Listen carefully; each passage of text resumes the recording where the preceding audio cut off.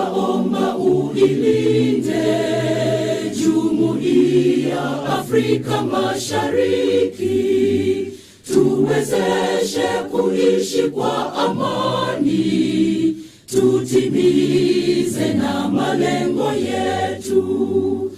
Jumuiya yetu sote tuilinde, tuajibike, tuimarike. Umoja wetu ni nguzo yetu, idumu jumuiya yetu. Thank you all. Can have your seats.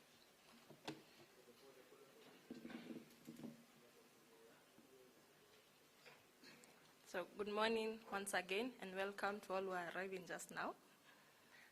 My name is Jessica Geshoke. I'm the Executive Director for the Architects Alliance, a platform committed to advancing the value and the impact of architecture in Kenya.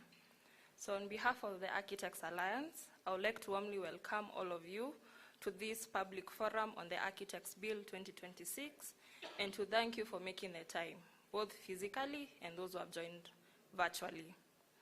So I want to start with a simple reflection. So many of us in this room at some point have felt the tension between architecture and the practice, how it's practiced, how it's regulated, and how the practice is perceived by the public. You might have felt it when you're navigating the registration process. You might felt it when you're working across the disciplines, or when you're trying to balance creativity, compliance, and the client expectations. As a young architect, you have asked yourself, where exactly do I fit in this system? So, or when you're also explaining to our clients the value of architecture and explaining why they actually need you in a project. So that tension, that gap that we have is why we are here today. So the Architects Bill, it will directly shape how we get to practice, how we will work, how we will collaborate with each other, and how the profession will be understood and valued by the public, and ultimately, the quality of the built environment that society experiences. So today, we are not just going to have a conversation, but we'll have a responsibility to engage thoughtfully, to listen deliberately, to contribute meaningfully to a legislative process that will shape the future of architectural practice and the built environment in Kenya. Today's forum comes at a critical moment where the bill presents an important attempt to strengthen professional standards, improve regulation, and safeguard public interest. But like any piece of legislation, its strength will ultimately depend on how well it reflects the realities of the practice, the needs of the industry, and the expectations of the public. And that's why this public participation is a necessity. So today, not just about reviewing a bill that's presented before us, it's about asking some very real questions, like how does this framework reflect to the realities of practice today? Does it create opportunity or barriers? Does it protect the public while still enabling the profession to grow? And does it strengthen the public's understanding and trust in what we do as architects? And importantly, can it be better? The Architects Alliance, we see our role as conveners, bringing together diverse voices across the built environment ecosystem. In this room, we have practitioners with lived experiences, policy makers who are shaping our direction, industry players dealing with real constraints, and a new generation of professionals who will inherit whatever framework we will create. Each of these perspectives is essential and not sufficient on its own.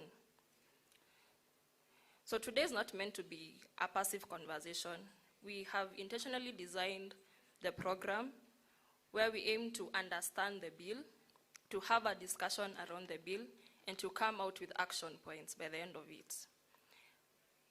So by the end of today, we should be able to identify the clear issues that we might observe and note, have practical recommendations that we can propose, and set a foundation to a memorandum that we can submit to Parliament. So this is actually a working session. You'll also notice that we are not going to have traditional panels today. Otherwise, we'll have a structured issue mapping. We'll have a moderated discussion around the issues raised, and then in the afternoon, we're going to have working groups. The whole point is to shift the focus from who is speaking, what is being said, and to what is being built from this forum.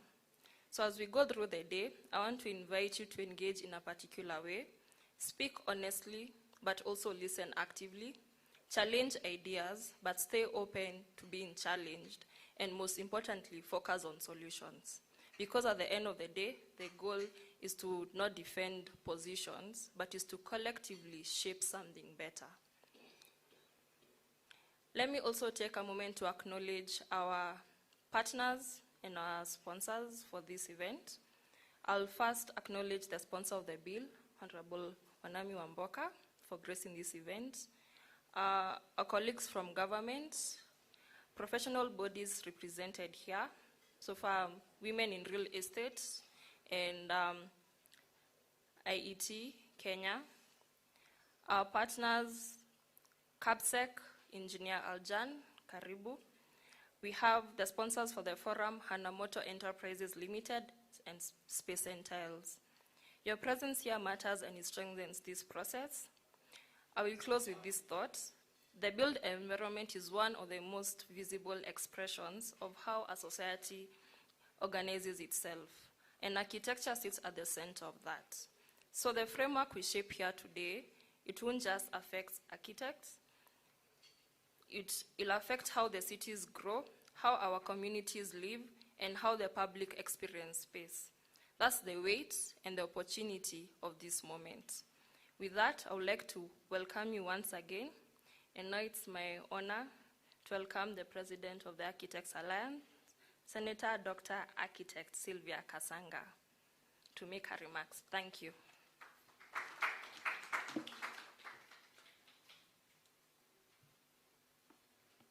Please give Jessica another round of applause. We are very proud of her. I don't know if she says she's a graduate architect. She's actually waiting to do her Borax exam. And she's an alumni of Jomo Kenyatta University. And really, she's become the engine of TAA. We're very proud of her. Thank you, Jessica, for your remarks. Now, I will also make some remarks here. So I'm requesting again for your patience so that you listen as we set the stage for today's conversation and debate. Mheshimiwa Honorable Wanami, karibu sana, and thank you for making time to be here. We don't take that for granted. And for the council members who are here today, and the founders and everybody from TAA, karibuni sana, and thank you for making time, both physically and online. But let me just take us just a little down memory lane. I don't know why, whoever you are, where you're seated, why you chose architecture. I have my memory myself. Me, I was just chosen to do architecture. I didn't know what it was. I had to discover what it was. In those days, there were very few architects. But some of you, I'm sure you had, a calling or a vision or an inclination that you want to create space. Or you want to be part of the people who do physical structures and buildings. Maybe it was informed by a space you entered one time and you said, I want to be able to create such a space for whatever it is. I think at that point when you are choosing architecture, you might have not realized that the work that you shall eventually do is one that just doesn't shape buildings, but shapes lives. And yet somehow, you finish your studies, you come out, and you find yourself in a system. And this is the problem statement that has become the existence and that has borne the Architects Alliance to life today. Practicing architecture in Kenya today is not for the faint-hearted. I'm sure you can agree with me. It is not for the faint. Mheshimiwa, it is not for the faint-hearted. It is a tough profession. And the reason why we feel this toughness as architects is because we are caught in a structural imbalance. And I really want to make this clear. We are burdened with responsibility, but without commensurate authority. The work we do is about lives. The responsibility is upon the architect. Let nobody sugarcoat it and say, oh, engineer. It starts with the architect. The responsibility is upon us. But we do not have the commensurate authority. We are held to such high expectation, but without corresponding protection. I don't know, architects, if you realize how unprotected you are, yet so much is expected of you. We are thrust into visibility when things go wrong. True or not true? You are thrust into visibility when things go wrong. But there's so much silence when things are right. Now, over time, this distortion has done more than just strain us practitioners, us architects. It has actually eroded public trust. When you hear Jessica saying she has to justify her existence as an architect, she has to even explain to a Kenyan who needs her services why she is necessary for her services. This structural imbalance has eroded public trust. And more critically, it has compromised public safety. Public safety, the thing that we are entrusted as architects, today is eroded because of this structural imbalance. Now, that fundamentally is what is weakening and slowly killing this profession. And it is against this backdrop that over the years, the Architects Alliance, we have deliberately created spaces to listen, to truly listen to architects across generations, so that we can truly understand what then is the solution.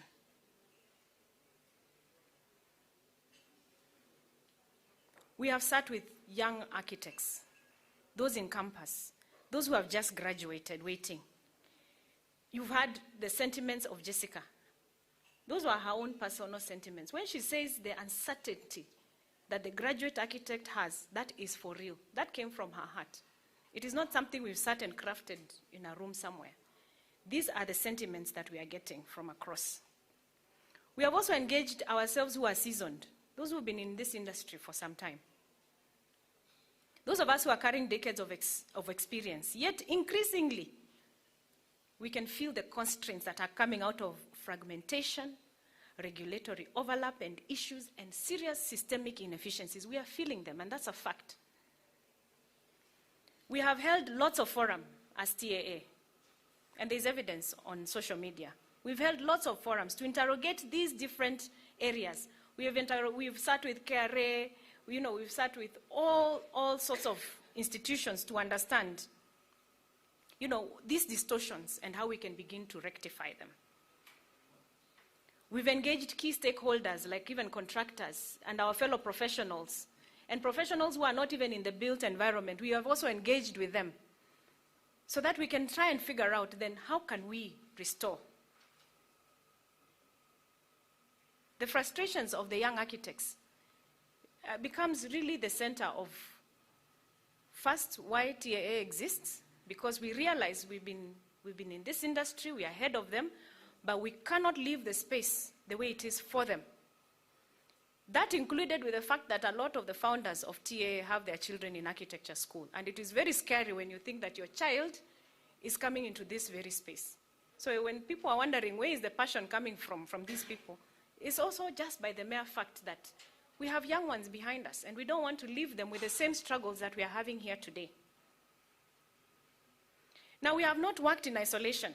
And some of these comments I'm making because we've been in the social media and we have seen the comments that are coming out. TAA has never worked in isolation. You will see all the forums we have held. They're there, they're online. And we have been very deliberate. We've even engaged government agencies. We've engaged even our regulators severally. All those, you'll see them on social media. And the reason for this is just to appreciate the entire ecosystem and how to rebuild back the position of the architect. The architect is the lead in the built environment. And that positioning must come back to that space.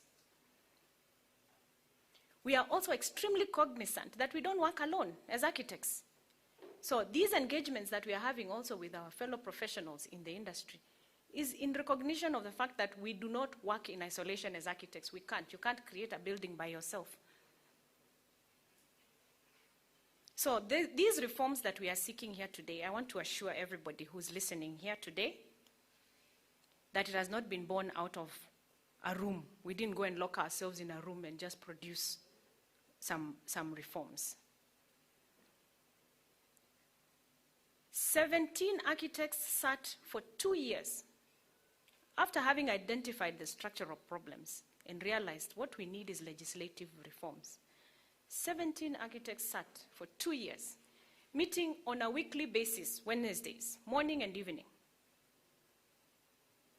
We sat not just by ourselves. We had parliamentary drafters who were with us. We did research.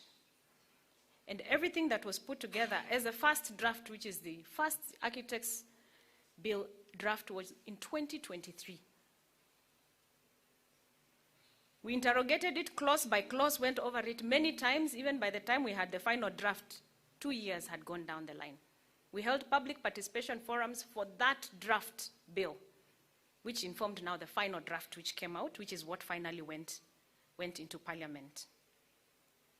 And all the forums that we held were all building up to that part. So what you are debating here today and what has been in our industry since it was published by the Honorable Wanami is out of a collective effort that was extremely disciplined, it was consultative, and it was absolutely intentional. Let's not even, mince our words about it. It was intentional because we know and we understand it is the right way for this profession to go. Now, I have not asked my counsel for permission to say the following words, but I am sure they will not mind. We have really sought to bring the professionals together into one room. And we've been open about it. We've sent letters, we sent invitations to everybody. Seniors, fellows, our mother institution, AAK, we have sent out letters and invited them to come to the table. Let us speak. So let not anybody say that that was not done. Even here today, I'm expecting that their presence is here. Now, we do believe that we are bigger than the profession. No one of us is bigger than the profession. No one of us, no one organization is bigger than the profession. All of us, and it does not matter which association you're in, as long as you're an architect or within the architectural profession, you're bigger. We are bigger. No one is bigger than the profession itself. Now, let me also be candid. This exercise has come at a personal cost, and I'm sure it is not just to me. It has been time, it has taken time, a lot of time, for most of us who are working closely with it. Time from practice, time from family. It has been emotionally straining. It has also brought professional risk. I personally have suffered professional risk. I don't get appointments as an arbitrator from AAK. It's a professional risk I've had to take. It has also taken financial commitment to push these things to where they are. In fact, I know my fellow founders and council members, sometimes I call them and I know they're running away because we have had to put money in. This is how far the passion has gone. Don't imagine that it has come from nowhere. There's serious, deep personal commitment. And financially, and knowing that we are in tough financial times. But we believe in this so much. And the commitment still remains, even now. because these stakes are too high. I don't know if architects, you realize we are actually, it's an existential issue where our profession is concerned.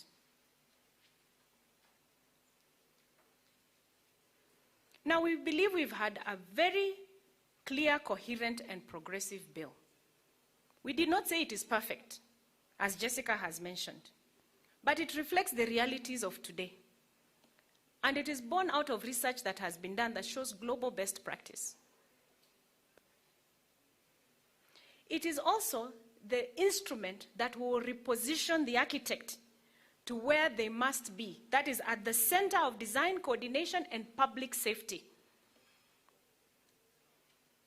But what have we encountered as TAA? And I guess normally when you're trying to change a system that has been as it is, you will experience a lot of resistance. So there is serious resistance towards the Architects' Bill. Serious resistance.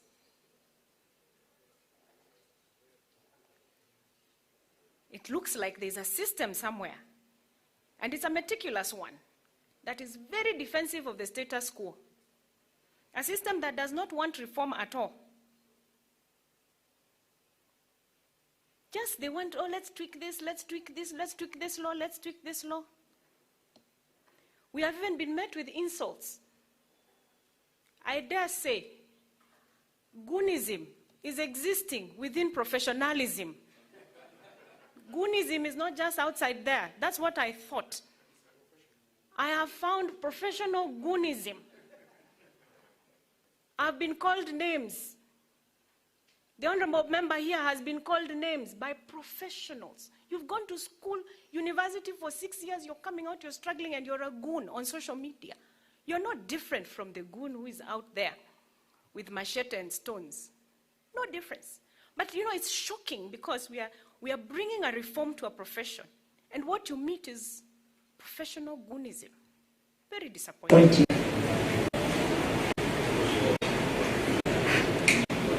So now, our hope was that people take time, interrogate this bill, have constructive debates, you know, try and see the vision. Where is it that we want to go? In my disappointment, I've also seen senior architects and fellows in public forum. I didn't want to use the word bash, but you're called to a public forum. You're an architect of repute who's been in the industry for so long, and instead of directing an objective conversation towards an important issue, like forming an institute for architects, you belittle that effort, which you are also part of at the beginning, back in 2023. It's really shocking what's up with people. But we have also seen very objective debate. It's not all lost. We have received very substantive, objective, proposals, which obviously we want to capture them, and they will form part of the debate that we are going to have here today. All in all, it has been refreshing to see the industry seemingly waking up. And I think even in the end, just the fact that we have woken up, that's a big positive, because the lull has just been too much. I think we've been beaten so much. We've been beaten, we've been disappointed by the profession that we are so quiet, we barely even rise up. But this has caused us some awakening, I hope. And it's an awakening that my prayer is that will continue channeling itself in the right direction. So in many ways, this moment is a moment for reform, and the reform must be real, not rhetorical. Now, we are here not because it is easy. Like I've told you, it has not been an easy journey. But we understand that it's an absolute necessary journey. Reforms have been tried before. In the last parliament, we tried to do the Built Environment Professionals Bill, but there was absolutely no traction. It was not its time. We shelved it. I was working very closely with the president of AK at that time. I think two presidents, actually. We tried with Architect Mugure, and we tried with Architect Emma, I think, if I'm not wrong. We didn't get anywhere, we shelved it. Now, the effort of the Built Environment Professionals Bill is necessary also. It's the timing that is not correct. But AEK must continue, because that is the duty of AEK. It's a collaborative body. You bring all the professionals together. They must continue with that. But individually, and for us as architects, the time for reform is now. So where do we go from here? We are going forward. We are going forward, and we will take this process to its logical conclusion. In our hope as TAA is that there will be an Architects Institute. It will be called the Institute of Architects. We even have a vision. You see, lawyers are building their institute. Even as architects, one day, we will have our own structure, which is called the Institute of Architects. The purpose of which whom we shall debate here today, what do we want our institute to do for us? An institute led by architects for architects. What do we want that institute to do for us? Who will be the council that will lead that institute? How will we vote our institute council members into place? How will the government come in as a regulator? What will be the nexus? Those are the debates we are going to have today. So today, we are going forward. We are very open to input. Keep sending your input, keep sending your thoughts. It is absolutely necessary. Let us continue to engage. We continue to refine. But we are not going to dilute. Ultimately, we must always remember, this is not just for us who are here today. This is for the young ones who are behind us. This is for Kenyans, to give them the public safety that they deserve. They are investing in us through education. We owe them the public safety. This is for Kenyans. What we are doing here today is for Kenyans. We have to build back that trust, and we have to reposition ourselves to do what we are supposed to do. It is about that young architect. You heard Jessica speaking, who is wondering about her future. The safety of the Kenyan public and building trust of the Kenyan citizen. We have to restore coherence, dignity, and leadership in the built environment. Let's just remember a very simple truth as we go forward today. A good idea must, in its time, give way to a better one. CAP 525, which is what has governed us here today, it was good during its time. We acknowledge it. But its time has passed. The Architects Bill 2026, which we are discussing here today, is not perfect, but is necessary. So let us now forge forward together in unity. Scrutinize, give your input, and let us be courageous. By the way, change does not come easy. We must continue being courageous, and we must know it is for the good of our society and ourselves. So please, let's rise up to the responsibility. So thank you for listening to me. That's the end of my speech. Sorry if I took a little too long. You know, the honorable member came here a long time ago. He was here since 9, and we've kept him for so long, and I know you have many other activities to do. I haven't yet recognized everybody in the room, but you'll allow Mheshimiwa to come and give his remarks and open for us this forum, and then we can now get into all the other activities. So karibu sana, please, a round of applause.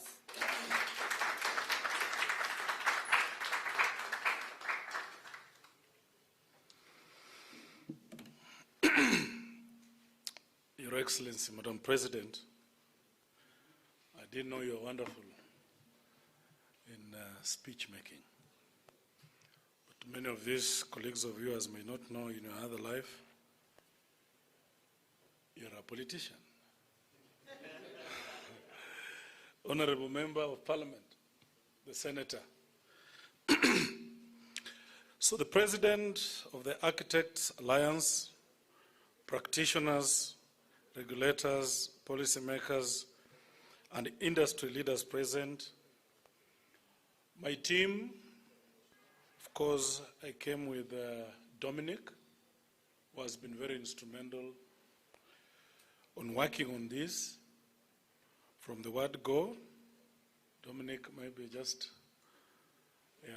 he's a lawyer. By profession, is it a lawyer or an advocate? Okay. Well, Work with him is my colleague, Welcome to this serious national dialogue.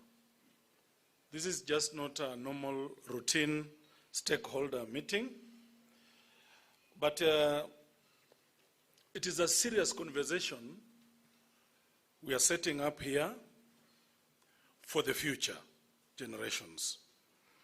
I wish to thank the Architects Alliance for convening this important national platform to interrogate the Architects Bill 2026, the one I'm sponsoring, and for bringing together the full ecosystem of the built environment. My name is Wanami Wamboka, MP, Bumula constituency. I was voted in on DAP party in Azimio. You can see my teacher there. On Azimio. So I'm an opposition MP. And it's democratic. It's in our constitution that the party that does not form government therefore become an opposition party. In proper jurisdictions,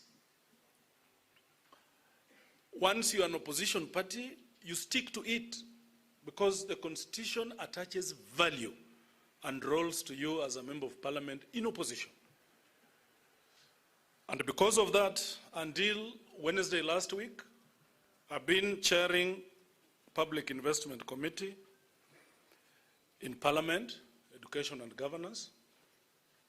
But in every environment, there are occupational hazards. And most importantly, when you are in politics and decide that you will stick to speaking the truth, it comes with the hazards. Even you as project managers, when you go to your project, you may find one block hitting you, and some of them may be fatal. So that those are occupational hazards.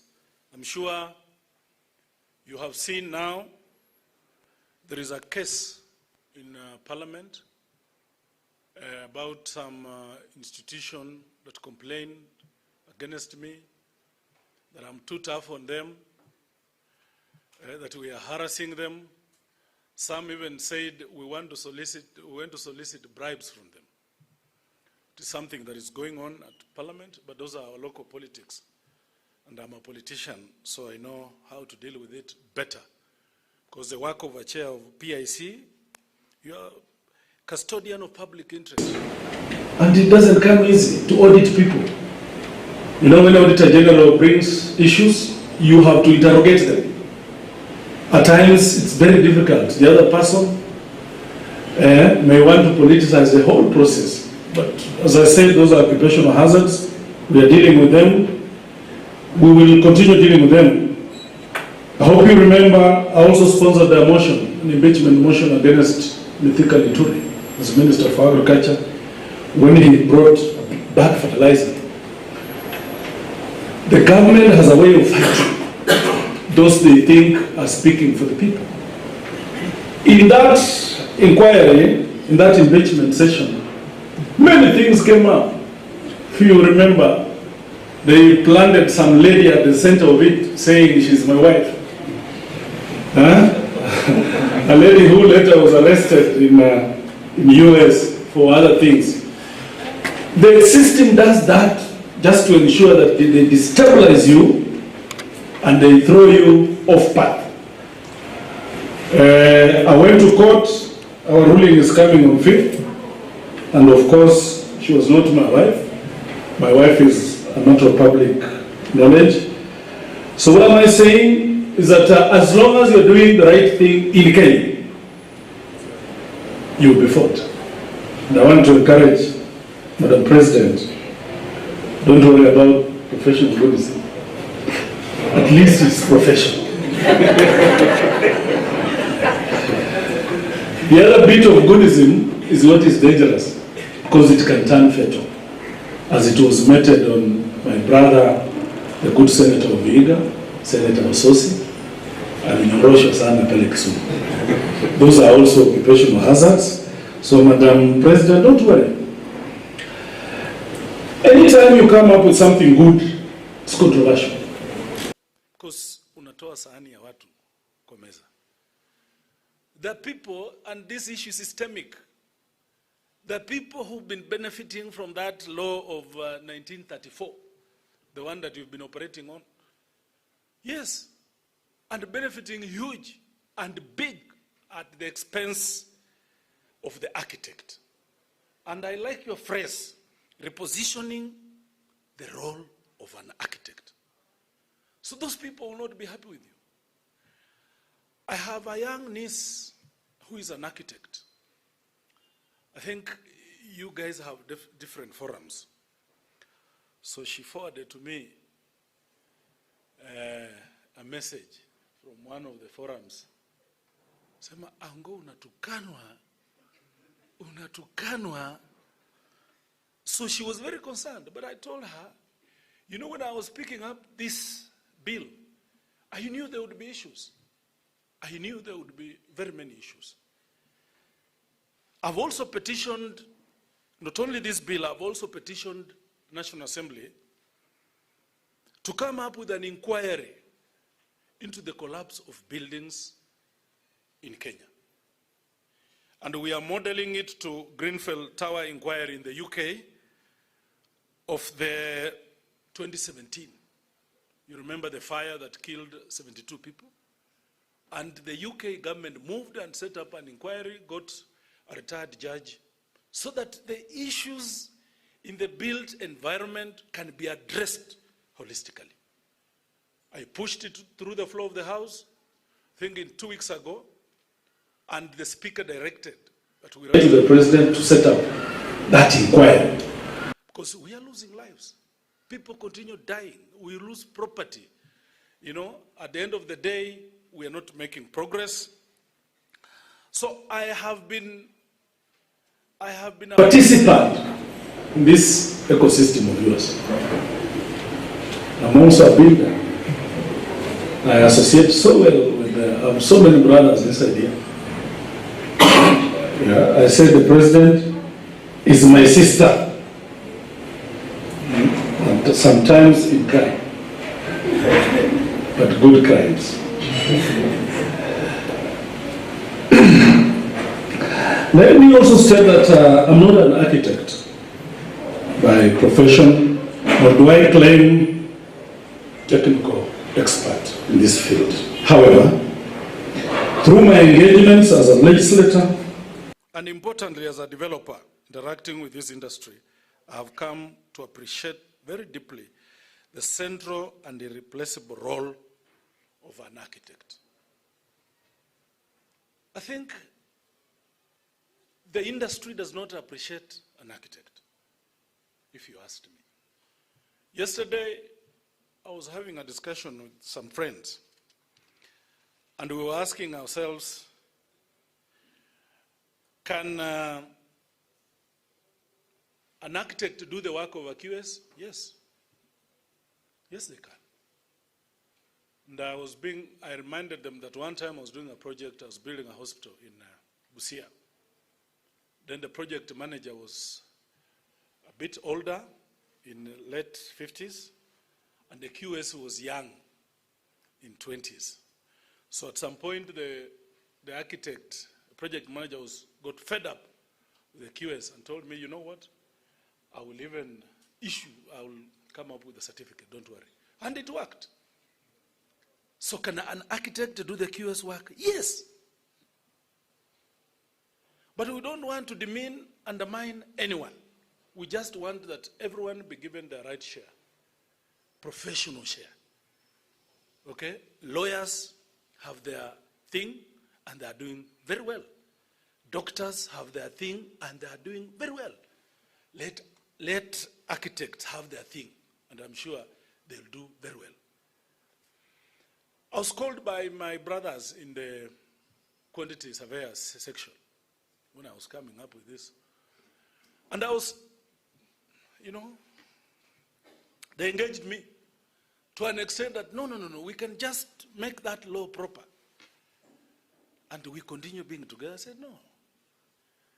You find another person to dream about your law, let them amend the law according to the ways you want. But for me, as a drafter of this bill, I think it's the right thing to do that we bring up this law. And again, from 1934, many things, dynamics have taken place and have happened. It's just the right time to have a law that will distinctively serve the architects. Why is a new act necessary? Of course, I said the current act was done in 1934. And practice has evolved exponentially since then. New dynamics have checked in. And we require to have, it was a good law at that time, as the President said, but now we require to have a better law. The old law, lumping of both architects and quantity surveyors, has led to gray areas in regulations. Best practice in the world is to regulate both individually. And I think in serious democracies, it is only Kenya that has lumped these two together. You know, go to the US, go to the UK, go to Europe, you know, the entire of Europe, okay? The architects are on their own, and the engineers are on their own, and the QSs are on their own. So it's about that time we need to align with the best industry practices, where engineers, lawyers, and accountants have evolved their legislative frameworks to achieve a vibrant profession. Another important role that touched my heart, that you have architectural technicians that have never been recognized. And these are the people who do a lot of good work.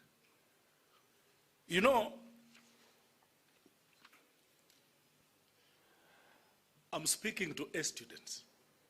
I'm not an A student, I must confess. I'm a B student, so I'm speaking to A students. Those days, you know, education now has become a bit commercial. But during our times, when you got a B, it was your B, right? And our brothers went to do diplomas and certificate at the Kenya Polytechnic, Mombasa Polytechnic, Kisumu Polytechnic. Those guys were good, the technicians. But the current law does not recognize them. Some of these people do a good job for very many years, and they end up retiring and dying without recognition. So this law recognizes architectural technicians and their role. And if you are a human being, honestly, you cannot fight such. You cannot want not to recognize these people who have equally done a good job. Another friend was arguing that if you take a Kenya Poly trained architect of the 90s and the current architect of Murang'a University, the Kenya Poly diploma architect is far much better than the Murang'a University architect. True or false? So this bill recognizes their effort, their contribution to this ecosystem. Of course, the formation of Institute of Architects, it shall, among other things, establish a code of conduct for architects. In the current law, the penalties for those rogue non-architects pretending to be architects, it's quite affordable. And you see, they compromise your good name. Those rogue people compromise those architects who are doing things the right way. So if you have a proper code of conduct for architects, it will regulate, it will be self-regulating. Have an architect meeting an architect and asking him, why did this building collapse? Because they understand their language. We'll have a register of architects. You hold examinations for architects. You promote research in your own field, publishing books and journals. The Institute will provide a platform of engagement in architectural-related issues, facilitate training of architects, advise the exam board, registration board, and regulate the practice. Promotion and collaboration with other bodies.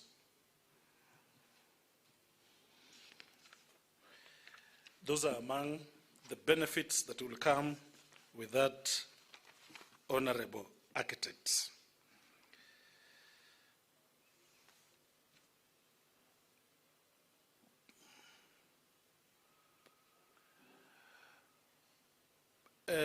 There are many things that have come up. Of course, I will leave the technical bit to my friend to go into it. In terms of professional organizations, oversight, continuous professional development, he will delve in it much. You see, I don't want to be part of your politics. You do the politics, I will do the legislation. And that's why I was telling my niece, I'm not scared.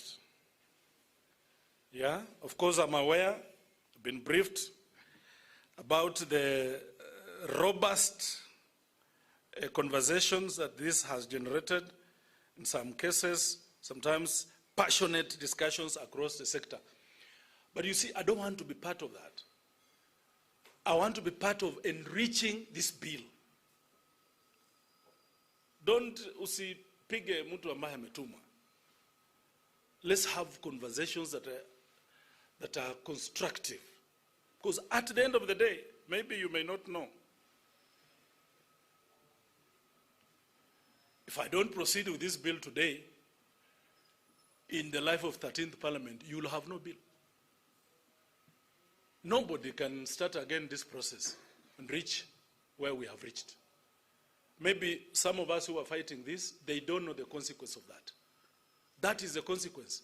It has not been easy, even to reach where we have reached. My brothers and sisters who are architects, it's not been easy. This bill would have been gone very far by now. But because of the sector politics, because of the politics of this built environment, it had to wait. This bill went to the printer. It was supposed to come out, public, what is it called? It's government printers. It was supposed to come out. But because of the politics, it had to be withdrawn, taken back to the shelves, and wait. During that point, they are looking for Wanami Wamboka to engage. Can we deal? What's your price? Say, I'm priceless. Yeah, I'm priceless. Yeah, how much? Said, nothing but the bill. And it had to be in the shelves for quite some time, until we had to also make noise. And I said, I'm an opposition MP. I make noise properly. I'm sure you know. Even the president knows that when we decide to make noise, we make. And it had to wait for QSS bill. Now, when they realize they can't succeed, now it's called on the table. Can you allow this one to also progress so that they go together? I said, I have no problem. Let the QSS do their stuff. As long as they are not interfering with the traffic lights on our highways, then We have no problem about that. So it's not been easy. Public participation, another fact that I needed to bring to your attention. Because so many people have filed petitions to our clerk. So many. And now they don't know the meaning of public participation. When they say, oh, we have many of us, we are writing signatures, 800, 190, we are saying no to the bill, that's public participation. In fact, it's increasing our numbers, that more people participated on our bill. So that they don't know that they are helping me. Because it means that more people are aware about the bill. You know, today in Kenya, we have no clear laws about public participation. But the laws that we have, public participation means you come. Whether you agree, whether you disagree, it does not stop my bill from going to the next level. So educate some of our brothers and sisters who think by writing so many petitions that they are disenfranchising the real architects, or they may stop the bill. Not possible. They are helping us to show the world that more people are aware about the bill. We are here not to defend or oppose this bill, but we are here to refine and strengthen this bill for posterity purposes. You know, in another 50 years, none of you will be practicing. But we want our children, when they come, they will remember that we had people who selflessly fought for the architect. This forum is not about positions. It's about solutions. It's about solutions. Madam President will be there tomorrow. Today, tomorrow she will not be there. But if we did the right thing, it will go for very many years. Architects, this is your moment. I want to speak to your hearts. This is your moment. Grab it and go. Do not lose it, because it's not also guaranteed. You may lose it. And to come up to where we have come again, it may not be possible. Who knows? You may not get another selfless legislator who may push through this. So it is your moment. Do not allow differences that do not generate value to derail a reform that is fundamentally in your interest and in the public interest.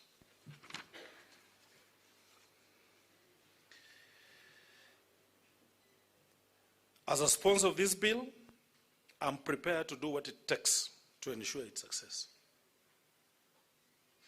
Within the law, within Parliament, and within the public participation process. We are open to amendments. We are willing to listen.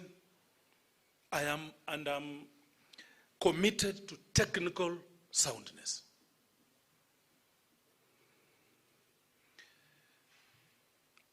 I also wish to underscore the importance of technical clarity in this process, including the role of legislative drafters in guiding interpretation and refinement. And as I will leave behind my brother, who is very of good understanding of this bill, because when we started to dream about this bill, we started with him, and we've been with him up to now. This bill is just not about architects. It's about public safety, the lives that have been lost because of lack of clarity, because of lack of proper laws around this. It's about urban order and planning. When you walk around our city, you're almost asking yourself, where are the architects? And you people are very significant that you can't make 2-3 steps without needing the services of an architect or without seeing what architects do.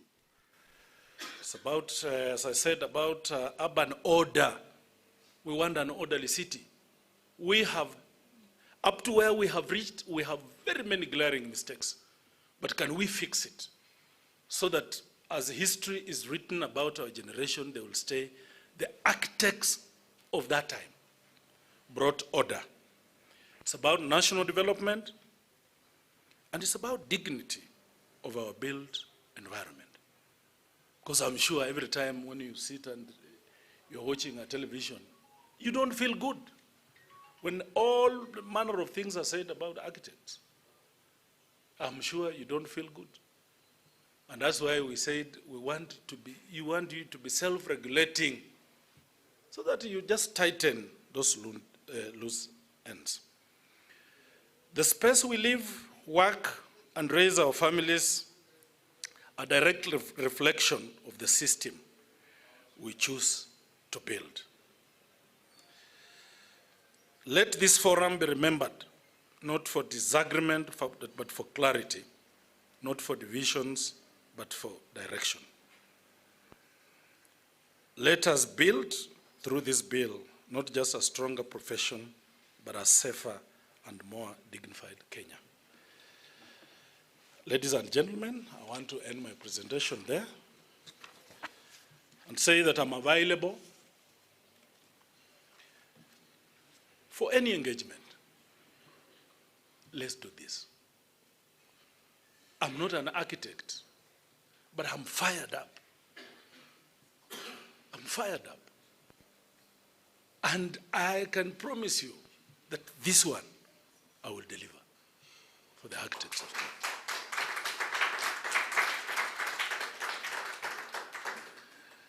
So, without much ado, Madam President, I'm honored to have spoken before students. It's not easy, you know. People go to university for 4 years, but you've gone for 6. I have a very kichwangumu architect who does my things. A few people may have an idea of him. So when he's helping me at home, at times, you know me, I just see things like a layman.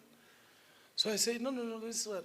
So he told me, my brother, the reason I went to university for 7 years and you went for 4 years is now that one. So if you want to watch any kwachi, his name is Gitobo, Evans Gitobo. Any of you who knows Evans Gitobo? Very stubborn architect. But the work that that man does, impeccable.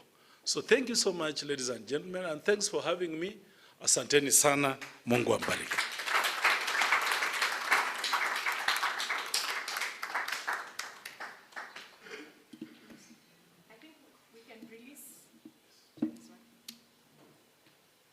We can release the Honorable Member, Mushiri, maybe, and Gono. You can walk him out. As we quickly segue into the next segment, we have to catch up with time. So Jessica, karibu, let's proceed.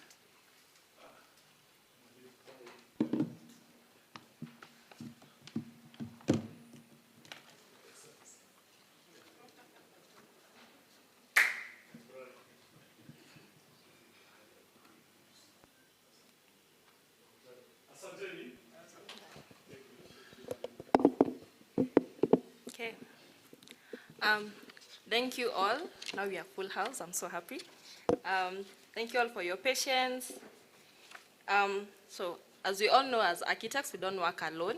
So I'd like to take this opportunity to recognize our brothers and sisters in the built environment, as well as our relevant government bodies. So allow me to start with the government. If we have any representative from the State Department of Public Works,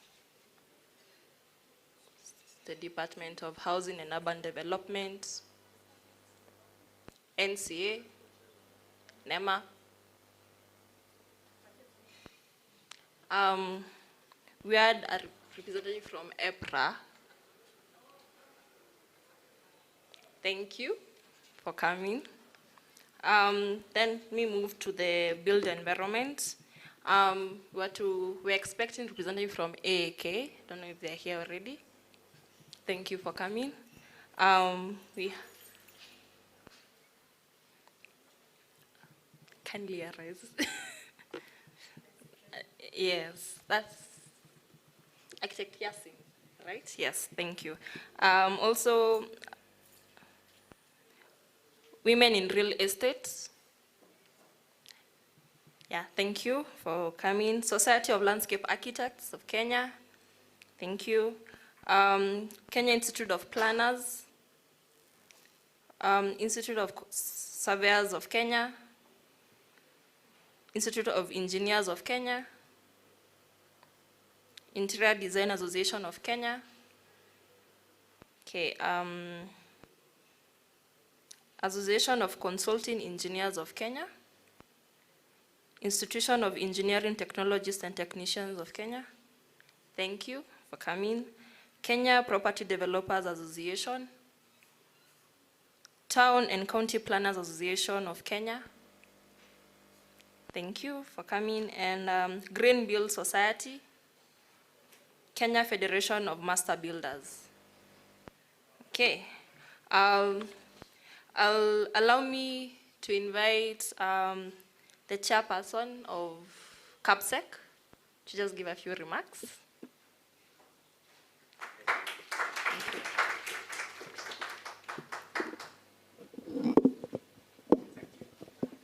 Let me correct this. I am not the chair of Kenya Association of Building Contractors. I'm one of the executive members of Kenya Association of Building Contractors.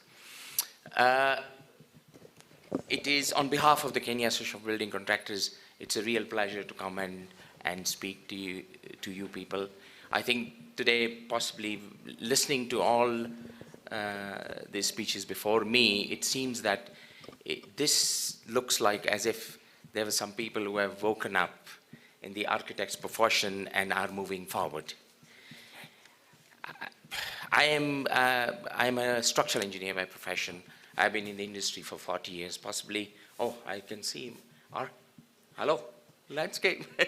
I can see a lot of my old colleagues. I was going to say that I look as if I'm the oldest in this place. The day didn't start very well for me. I didn't have water, that's why I look like this. I'm not shaven. There was no water in the house. The house is under repair, so I had to walk out of the house as it was. On the way here, the mafuta imekwisha in the bolt, so I got rained on. So part of this thing got wet. I only got the top half of it, but I hope I shall manage the rest of it as well. This thing, I have, you know, I started my career in 1981. That's when I graduated. And I have been through a lot of these. I have gone through the National Construction Authority. I was a board member at the NCA when it first was started. I have been through so many of these. One of the most difficult things to do is to implement this. The implementations are very hard. For those of you who don't know, Kenya is a country, we have so many documents. We have documents on top of documents. We have got research on top of research. Almost every part of Kenya has been covered by some sort. If you want to talk about, say, the Lodwar region and talk about the plant that is invasive, there is a program. Somebody has written a report on it. But our problem is implementing this. This is where it is. And I'm so glad to see people who have got passion and who have made personal sacrifice in coming up with a document. And the best part of this is you have got somebody within the government who is going to push you, and he's very passionate, man. He's very passionate about pushing this through all the way. Once it is through, we need more people to implement this. This is the problem. You architects, I'm sorry, you have lost control. You know, we had a meeting with Paul and Sylvia here. If you look at that building across there, which is under construction, there is not a recognized architect on there. Who is there? Look at all the development that is happening in and around us. Architects don't have work. This is what we said, isn't it? Neither do contractors have work. It is true, we don't have work. We don't know who is building this. NCA has got a big list of contractors. We don't know who is building that. And you guys don't have work. We don't have work as well. The work which we have, I'm in an industry where I do precasting. I do precasting of slabs and windows. That's what my business is. So we have, most of us have diverted. But like we discussed with Sylvia, and that you guys don't have work, and that is true.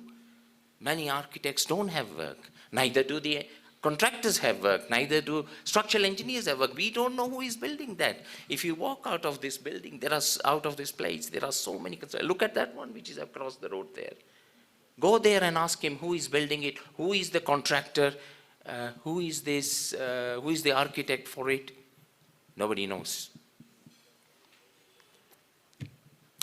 Starting with the olden days, because possibly I'm the oldest here. In the olden days, we were all few of us who were together, you know. This year you became chairman, next year you became, the following year you became chairman. We were very few of it, very few. And it was more efficient for us to be lumped together, and it was fine. But today you have got, NC has got approximately 10,000 contractors. I think you have 1,500 architects. I am a bit surprised, because this is what Martin, my colleague, said to me, that you have 1,500 contractors and you don't have work. That's a very, very, very few people, and you don't have work. I was thinking 1,500 contractors, Bana, you know. Okay, maybe 10,000 who are us as contractors, it can be deep, but as 1,500 contractors, every architect must have, you know, work flowing out of your ears. The amount of, I mean, my offices are next to the Khan Hospital. Almost every place, there is a big multi-story building going on, 20 floors, 25 floors, 30 floors, and there is not a single architect there. So, I'm sorry, you have lost control. I hope this document will bring some sensibility to controlling it.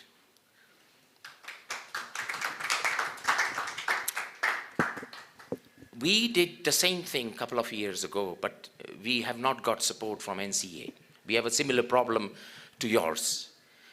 Our Kenya Association for Building Contractors was created in 1948. It was among the first institution. We celebrated over 75 years.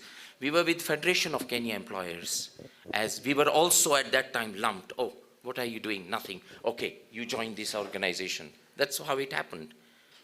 But about 5 years or 6 years, like I always say, to change anything in any country, may it be Rwanda, may it be any country, it takes only 10 years. For Kenya to make changes, I believe, we only need 5 years, because we have such resource and passionate people to work. For us to have a real change, whether it be political or institutional wise, we don't need much time. We just need governance which is sensible. I can give you an example of what we did with Kenya Association of Building Contractors. We moved away from Federation of Kenya Employers. We were only 80 at that time as membership, and dwindling. And all the time Federation of Kenya Employers would say, Pese Mekwisha, can you give some more money? Money has finished, can you give some more money? So some of us, like yourselves and Paul and Sylvia, we got together and took away the whole organization and re-established it. Today, I'll tell you, we have our own offices in the building. We have our own floor. We have got maybe 15-20 million shillings in our accounts, lying. That's why we can sponsor things like these. So, and we are now going, because we realize that there is a big problem of vocational training. The Honorable MP said there is a problem of passing of knowledge. You see, previously, one Fundi, he taught the next Fundi who taught. This system has broken down completely. And in recognition of what your association, sorry, they are not recognized. You see, you have one engineer, but there are 10 other technicians who are working in our industry who are not recognized. And fortunately, there are other people who are now coming up to do what, as your institution to be recognized. And I think they're pushing for a similar document. If you now come to what we have done, we are now going to, we are acquiring a 3-acre plot, and we are going to build a vocational college to churn out people with what we call basic minimum skill. It is not something that we have invented. We have just copy-pasted it from India. Copy-paste. So if you are a tiler, you get up in the morning, you tile evening. For 3 months you tile. By the time you come out from there, you are a proper tiler. You know, people know that, hey, this guy, he really knows how to do tiling, you know. So we are going back to it, and we have just acquired the 3 acres land, and we are going to. So you can see that it is not taken us long to get to where we are. It doesn't take long because there are people like yourselves who are interested in what we are doing. Unfortunately, at the moment, we are not recognized by the NCA. Unlike yourselves, for you to become a member of to be a registered engineer, you have to be a member of IEK or AAK. Every institution. For us, that recognition is not there. We are struggling with NCA. We have also threatened that they can do their stuff, we will do our own stuff, and we'll build our own schools and stuff to provide what we need for people in the construction industry. So when Sylvia and Paul came up with these suggestions, we said, yes, we will support them. We are already sort of working on a couple of projects together. We have got our CPT coming. We are supporting students to come there. So we are looking at what their programs are, and wherever we can, we have common ground, we will be together. Let me see what says in this rained on thing. I think that is really all. And thank you very much.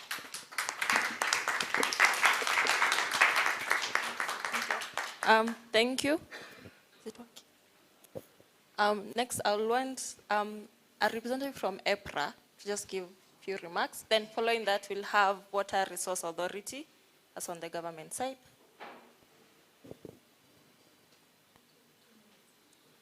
Two minutes. My name is Eustace Jello. I'm an energy efficiency officer. I've been given 2 minutes, but politicians have been given a lot of time. It's very unfortunate. I came late thinking that you have started, but I found that you have not started. When I looked at the invitation letter from EPRA, it was talking about incorporation of energy efficiency, renewable energy in the system. And I saw it was ACTECT bill about registration of ACTECT. I thought it was ACTECT bill about talking about how building should be done. But all in all, I went through the bill. And I have to beg for 5 minutes because I won't make any other contribution. I went through the bill, but I didn't find anywhere the requirements of an ACTECT to have knowledge on energy efficiency. So it's my prayer the institute you are going to start will be empowering ACTECTs to have knowledge about energy efficiency, either in the institute or in curriculum in the university. Because that's clearly, if I checked my letter well, and I don't want to get out of there because that's what you said. The other point is it can also be incorporated, because I know your curriculum is set in the university. It can be incorporated in what we call competence, or CPDs, continuous development. So probably in the bill, if I was not very sure, it has not talked about the renewal of licenses where CPD will be considered, and that one can involve, I don't know whether the bill is talking about developing regulations. Probably you can involve them in the regulations on continuous competence, where training in energy efficiency will be one of them. And that one will cover all, because if an architect has to incorporate energy efficiency and renewable energy in the system, it should be understanding how the matrices or the dynamics of energy efficiency. I was talking with somebody and telling him something has risen up. It's called green building, and the people are just rushing into it. The issue of energy efficiency in building is not just as simple as you think. And I was asking, for example, if, say, you want to use natural lighting in your buildings, you should also consider the physics of green gas effect, what is caused if light comes into a building. What happens? It becomes hot. So it will be required to cool. So it has to do all that. It's not just what we call a straight line things. So from the energy efficiency perspective, that is what I gathered from the whole thing. And I think if the bill can capture that, or if the regulations, you are going to capture that. The other one is on the institute you are setting. That's a very good idea. And probably that's where some of those things can be taught, so that it will be quite easy for the architects now to be able to have those skills. As I said, I'm an energy efficiency officer, and energy and efficiency is part of me. I think I have covered all what you could have expected from EPRA for an architect, for him or her to be able to incorporate energy. To crown it all, I also am a trainer in energy efficiency and energy management personally. I do training certified energy managers. I'm a certified energy management trainer by Association of Energy Engineers based in Atlanta, US. I'm the one who train on their behalf. We train, but they do the exams. So if you wish to be trained on energy management issues, whether in buildings or industrial or commercial, you can always have that. And in EPRA, we are also developing, we are writing textbooks on energy and efficiency. So those are some of the things we are doing currently. On those many remarks, thanks very much for your invite. Thank you. Water Resource Authority. Okay, I'll give the floor to AK, kindly.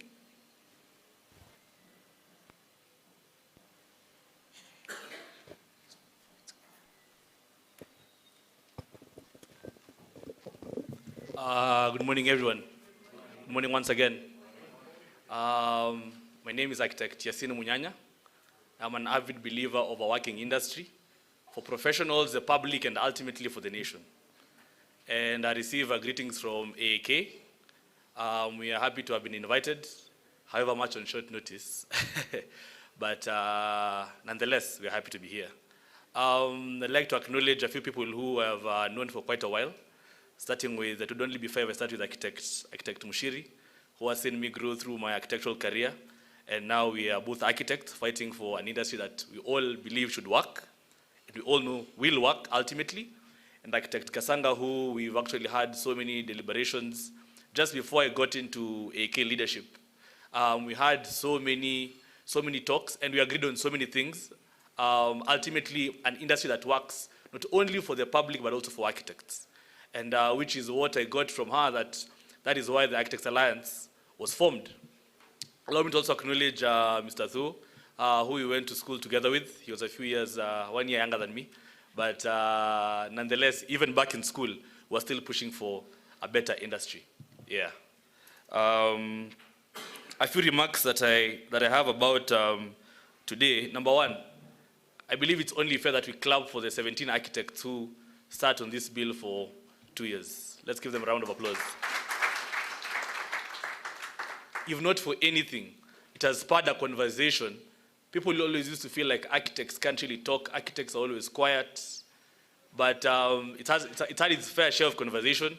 Most has been objective, but I know Architect Kasanga has also been on the receiving end on those groups, Architect Mushiri as well.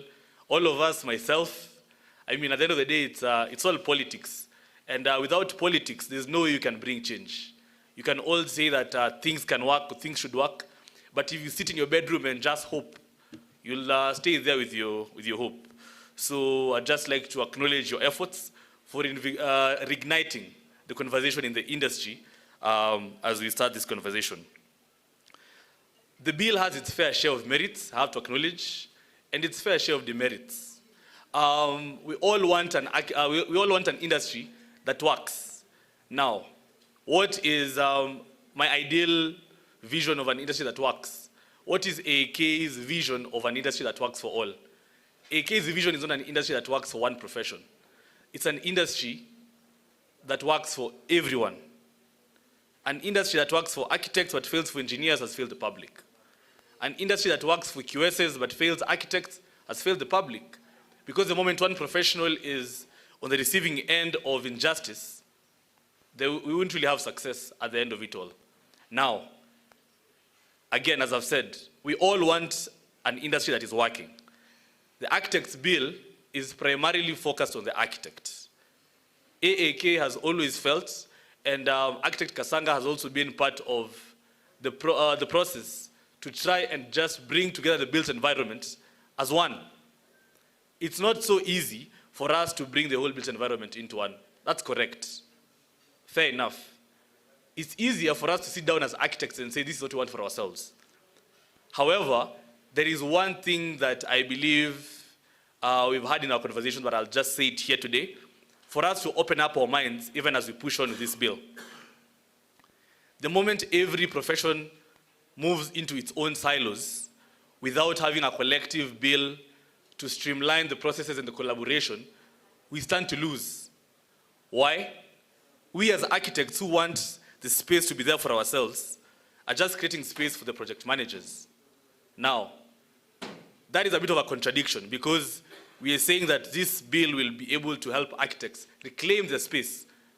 Now, I've now put the whole cap of built environment professionals aside, and I'm now trying to wear the TAA cap that believes that the architect should be at the top. The moment we create silos, there needs to be someone to coordinate all these silos. Now, if we do not also see ahead, create our own silos, but also see or come up with a mechanism to bring all these silos together, at the end of the day, we'll be playing a losing game. We'll be shooting ourselves right in the foot. So even as we continue with this, I believe it's only fair that we think about it, because as I've said, we all want a built environment that's working. Everyone has their opinion. And even the president of this country wasn't elected by everyone. All you need is a simple majority. The majority will have their say. The majority, will have their way. And the minority will have their say. Yeah? So while we appreciate the efforts by Honorable Member Wamboka this morning, I was actually hoping he would stay on a bit more because while we appreciate his efforts, the only thing I didn't like about, and we as AK didn't like about his remarks in the morning, we believe we should have a conciliatory tone towards us expressing our problems, and moving forward in the built environment. Not a divisive one. We don't think it's fair for us to say, let people come and participate, but regardless of what people say, the bill will pass. At the end of the day, that won't work. We'll be the same industry, we'll be the same people in the industry. Right now, the same way CAP 525 is not working, and we're having so many quirks, the same loopholes CAP 525 has, is what has brought birth and raise all these other challenges. So if we can all approach a conciliatory tone, if we can adapt collaboration, and I believe with the leadership of Senator Kasanga and Architect Mushiri, that can actually be able to help our industry win. I don't think it's a game of egos. We want the industry to win at the end of the day. So if I don't say what the association feels, AAK feels, we'll be lying to ourselves that we need to be honest with each other.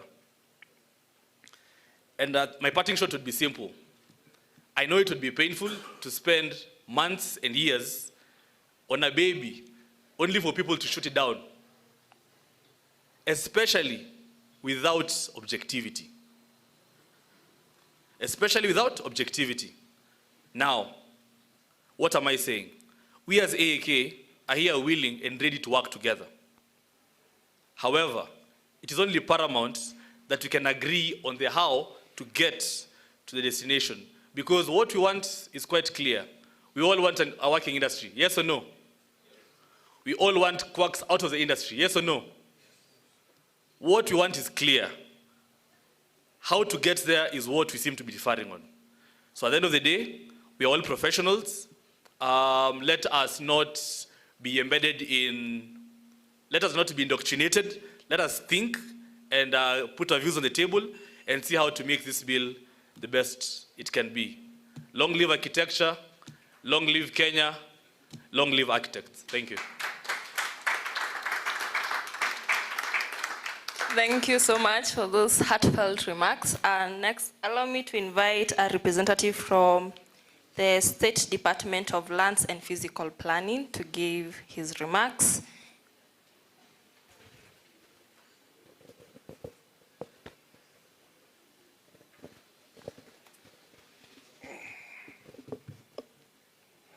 Thank you so much. Oh, this one. Okay. Thank you. Good morning. I believe it is still morning. It is good to be in the midst of my fellow professionals. My name is Adam Bhatia. Adam Bhatia is a practicing and registered physical planner, domiciled in the Ministry of Lands.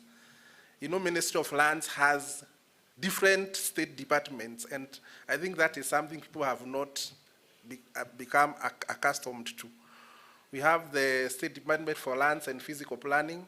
We have the State Department for Housing and Urban Development, and also we have the Public Works. So I come from the State Department of Lands and Physical Planning, and the representative, and I'm representing the Director of Physical Planning, where we regulate physical planners in Kenya. So first of all, let me first say that this is a great achievement for the architects. Coming up with a bill is not an easy task. For us planners, it took us a long time. Mwarimu can attest to that it took us a long process to come up with an act, that is the Physical Planners Registration Act of 1996. And so it is not an easy work. You know, there'll be dissenting voices and all that, there'll be disagreement and all that, but the best thing is not to lose hope.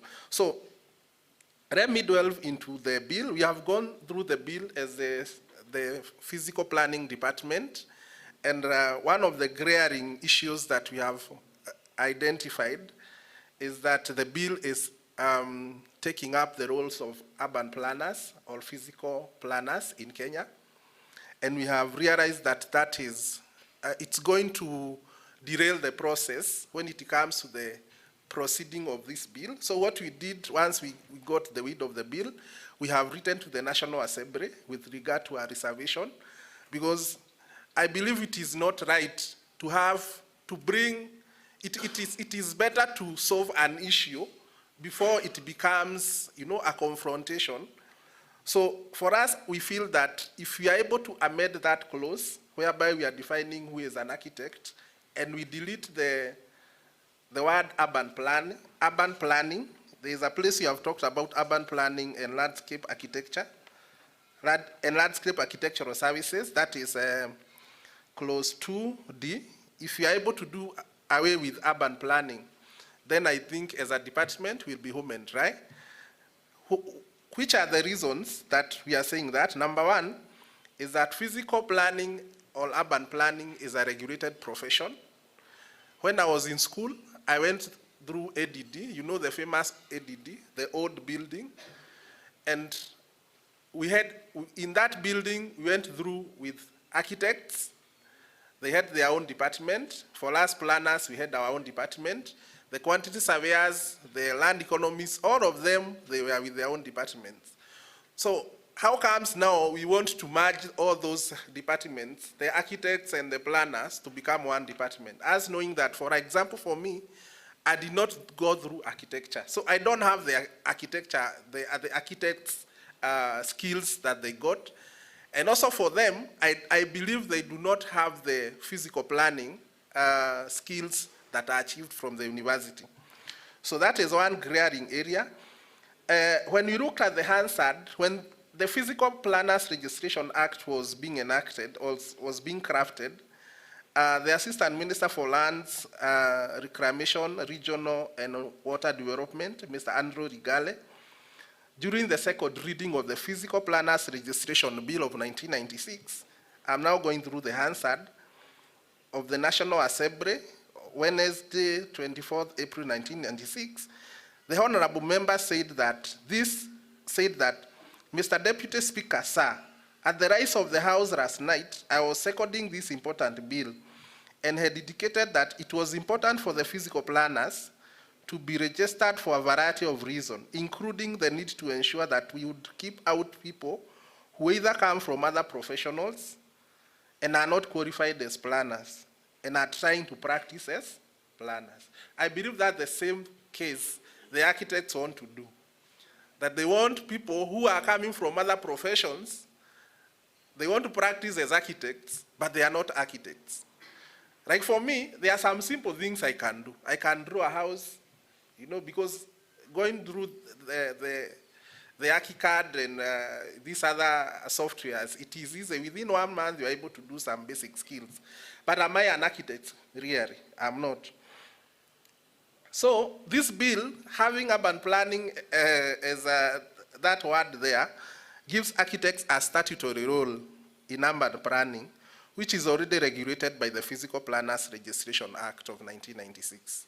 So that is a correction of two statutes. And we want to say that physical planning is a distinct profession with a specific academic requirements of a bachelor's or postgraduate degree in urban or regional planning, or both. And you refer to that still that Hansard, and also the section 12, 1A of the Physical Planners Registration Act. The registered physical planners are mandated to prepare physical and land use development plan in respect of land under the Physical and Land Use Planning Act, number 13 of 2019, which we famously call PLUPA. So the practice of urban planning is practiced under Physical and Land Use Planning Act, that is PLUPA of 2019, and the regulation of the professionals in that field is under the Physical Planners Registration Act of 1996. We are now reviewing that act. The other aspect, we have legal notices, 253, which we call the Physical and Land Use Planning, Development, Permission and Control General Regulations of 2021. These are the legal notices that emanate from PLUPA, which is our mother act, that now provide how various licensed professionals, including architects, we have recognized architects in our law, how they submit the application to the county governments. So we have recognized, we have forms. We have forms for the architects, we have forms for the planners, and we even have forms for the structural engineer, so that each and every person can carry their own burden. So I want to show you how distinct those three professionals are. So there is no a planner can be an architect, and there is no an architect can be a planner, unless you go to school and read the same. So what we are saying is that the insertion of urban planning contradicts the objects and reasons of the bill, which is to provide for training, regulation, and licensing of the architects and architectural technicians, as well as the regulation of the architectural practice. Urban and regional planning is not an architectural practice. And now, to comply with the best practice of drafting bills under the current constitution, it is better to delete the word urban planning so that now the bill can sail through. As I have said, we are members of the Architectural Association of Kenya under the town planning chapter.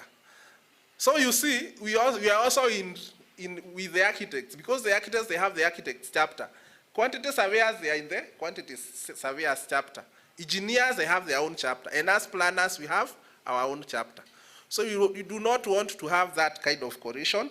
So if we are able to streamline that, I believe that apart from now that close, we have looked at the bill and we believe that those other issues can sail through, unless any other planner has any other comments. Number two, when you look at the scope of these two professionals, a physical planner deals with a wider scope. An architect deals with a narrow scope.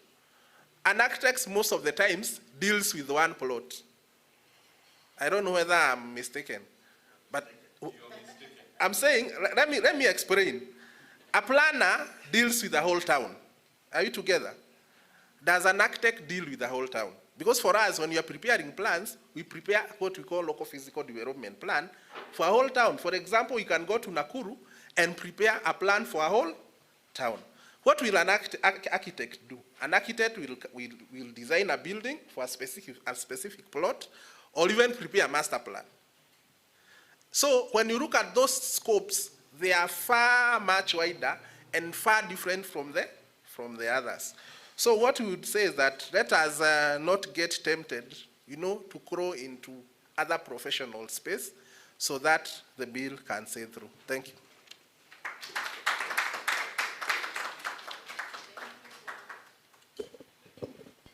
Thank you. Allow me to invite Society of Landscape Architects of Kenya to make their remarks.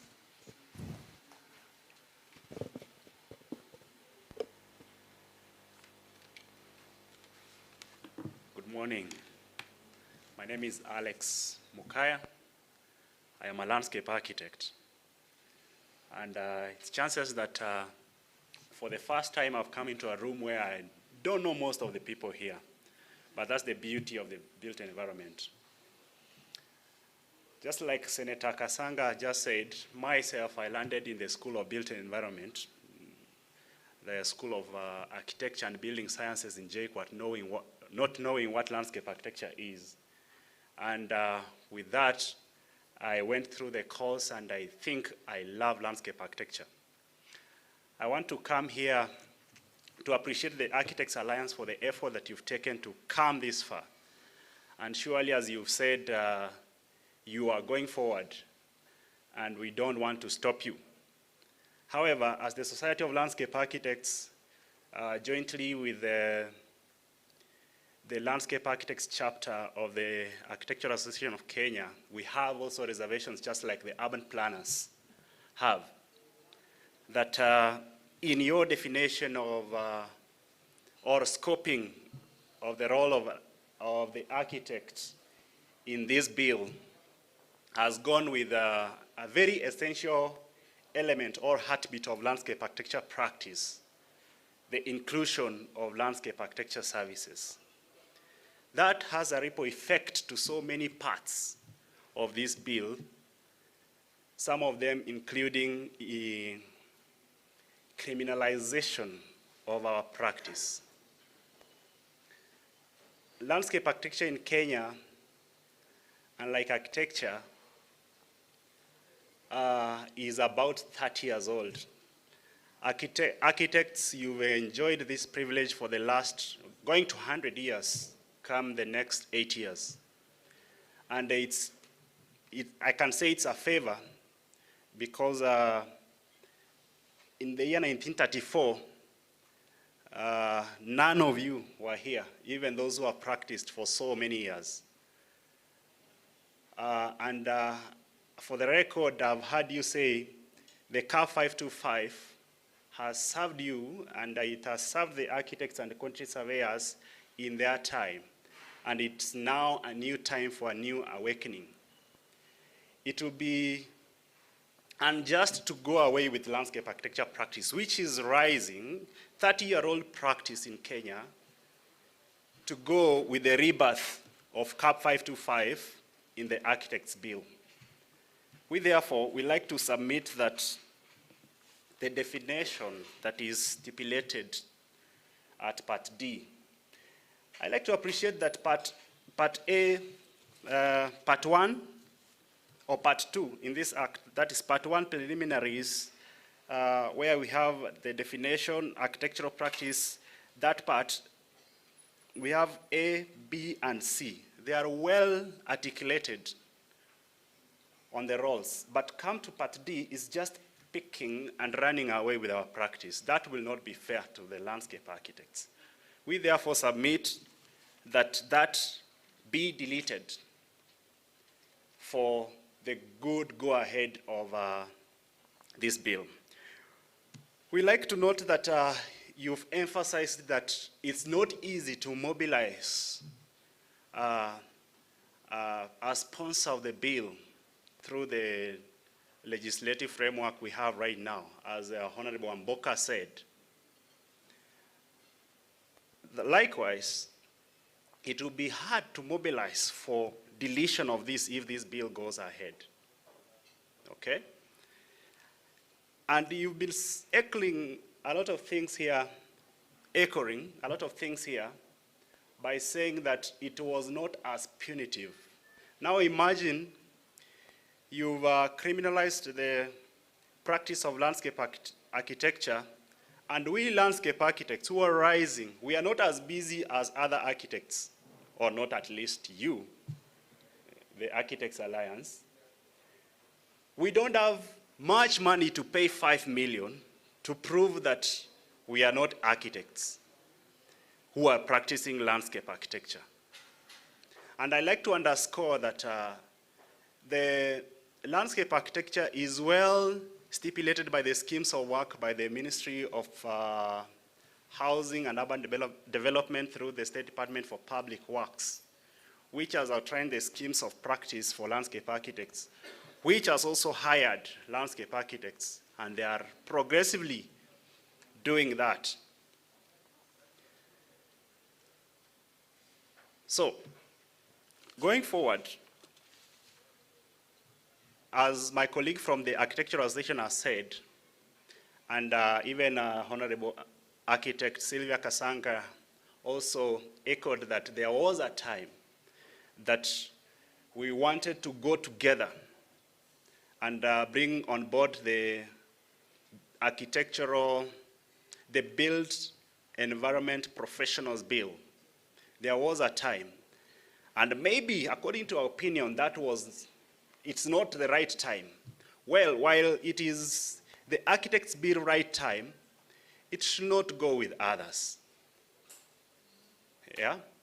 Allow the other professions to come up with their right time, or jointly join with other professionals, whichever time might be right, so that we can be able to push together and have a multidisciplinary regulation of the practice in the built environment. It's good to know that you guys spent 2 years, the architects, the think tank, spent 2 years to come up with this beautiful bill. However, I would say it's unjust not to recognize that the practice of landscape architecture has been defined in a different way to what architects practice. In JKUAT, when the when the curriculum for practice of landscape architecture was done about 30 years ago, and I like to appreciate that there are some of you, some of the architects who went through the School of Architecture and Building Sciences in JKUAT, and you all know that that school has like 4 departments, including the Department of Landscape Architecture. Earlier classes interacted in another building. Today, if you go to Jomo Kenyatta University, they are trained in the same building called SABS, or Hall 7. I like to say that that curriculum was developed through the approval of the International Federation of Landscape Architects, IFLA, which defines landscape architecture differently from what we can scope for what architects do. Just like what my colleague from urban planning said, the landscape architecture practice covers a myriad of scales. Perhaps what I think this bill is inferring to is to the micro scale or a site scale. That's why the bill is intending to co-opt landscape architecture practice. Let me just read this, the definition, and then I'll be out of here. Landscape architects plan, design, and manage, underline the word natural, and built environment, applying aesthetic, scientific principles to address ecological sustainability, quality, and health of landscapes. I do underscore that we have a common ground with architects, but including landscape architecture, you'll be ripping away the core practice and criminalizing the landscape architecture practice. I submit, and may you go ahead with the bill. Kindly delete that part. Thank you so much. Thank you so much. Institution of Engineering Technologists and Technicians. Kindly, the President. Can you give us a few remarks? We'll have another session in the afternoon. Okay. Good morning, ladies and gentlemen. My name is Bibia Mahmoud Juma. I'm a professional engineering technologist. Currently, I'm the President Institution of Engineering Technology of Kenya. ITK is affiliated to professional body KTRB. In Kenya, we have 2 professional bodies regulating the engineering profession. We have Engineers Board of Kenya and Kenya Engineering Technology Registration Board. A few years ago, before we had the Engineers Act of 2010, we all were under one umbrella known as Engineers Registration Board, ERB, which accommodated engineers, engineering technologists, technicians, and artisans. In 2010, when they shifted to the EBK Act, we took 6 years for us to have the Engineering Technology Act of 2016, which now houses the engineering technologists, technicians, and artisans. So I'm privileged today and honored to join the Architects Association to review their bill. It's honoring because the built environment has been facing a lot of critical issues, and we've seen reports when we are having building collapsing that implementation has been an issue. The engineering technologists, here we come in as the implementers, the architects and the engineers. They design, they come up with the idea, they visualize, they consider human factors and environmental factors. We, the engineering technologists and technicians, are the implementers of these particular projects. We translate the designs to actual buildings, roads, and structures. And it is very important that at this point in life, we come together in this built environment profession so that we can collaborate and not compete. The remarks that I've heard from the AK planners and they are calling them the landscaping architectures. I never knew of them. Landscape architect. I always knew architects are all housed in one umbrella. So it has come to a point in life that if we want our country to develop, we need to work together in this built environment profession so that we can collaborate and not compete, so that we can be able to take our country to the next level. So as engineering technologists and technicians, we are willing and open for collaboration. We are also a new institution. We've been birthed by the Act. It's now 10 years down the line. Unfortunately, not most of you are known to us, but it's at a very crucial point in time that we are very important, because we need to work together to ensure that the standards that we are designing for are what are implemented on the ground, so that sustainability, public safety is going to be promised in the future. So thank you so much, and we'll be here to give our comments in the afternoon session. Thank you so much. Thank you so much. Chairperson from Town and County Planners Association of Kenya.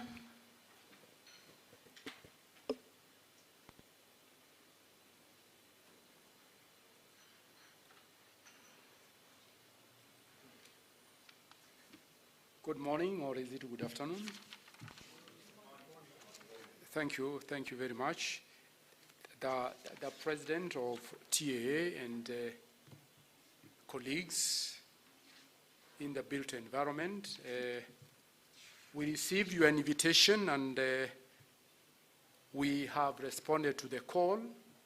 I think this morning is one important session, and I think as the move of the motion in Parliament did indicate, it's really a time when we need to put our efforts together to be able to improve our towns, our cities, and indeed the totality of the human environment.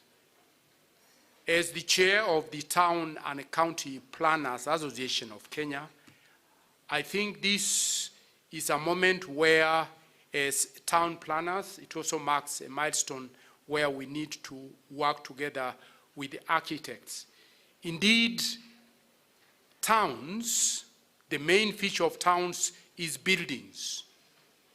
And therefore you can see it is not a distant discussion that we are talking about. We are actually talking about the same space, only that each one of us has their part to play. And as the person from the ministry did indicate, really as town planners, we work on a broader scale, as it were, but together we are delivering the safety that is required for our people in Kenya.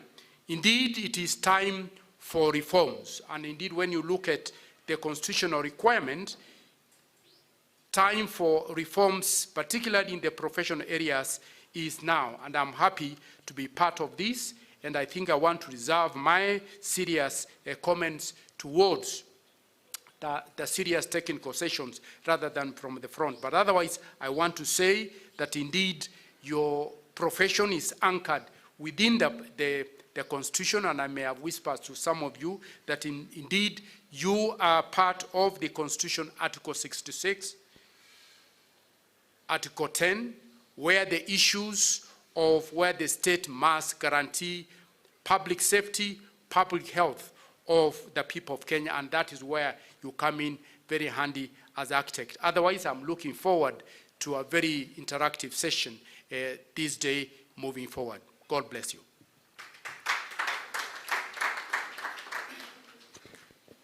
Thank you so much. I think I'll allow us to have a health break, so we are rushing time. Just 10 minutes. You can break, can serve tea here at the corner. And then next we'll get into the next session where we'll have a bill overview, just in case you did not get a chance to go through the bill. Then we are going to give you the methodology we use to consolidate all the feedback we have been receiving since the bill has been published, which will inform now the afternoon session where we're going to have the working groups. So we can break and see you back at, it's 11:58, so 10 minutes at 12:08. Thank you.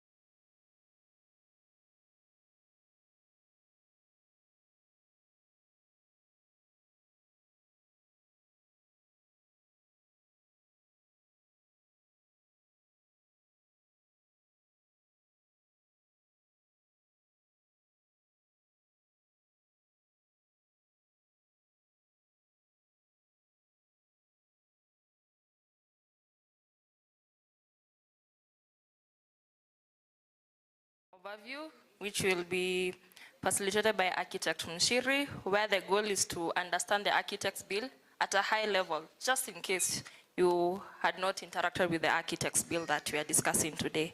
So welcome, Architect Mshiri.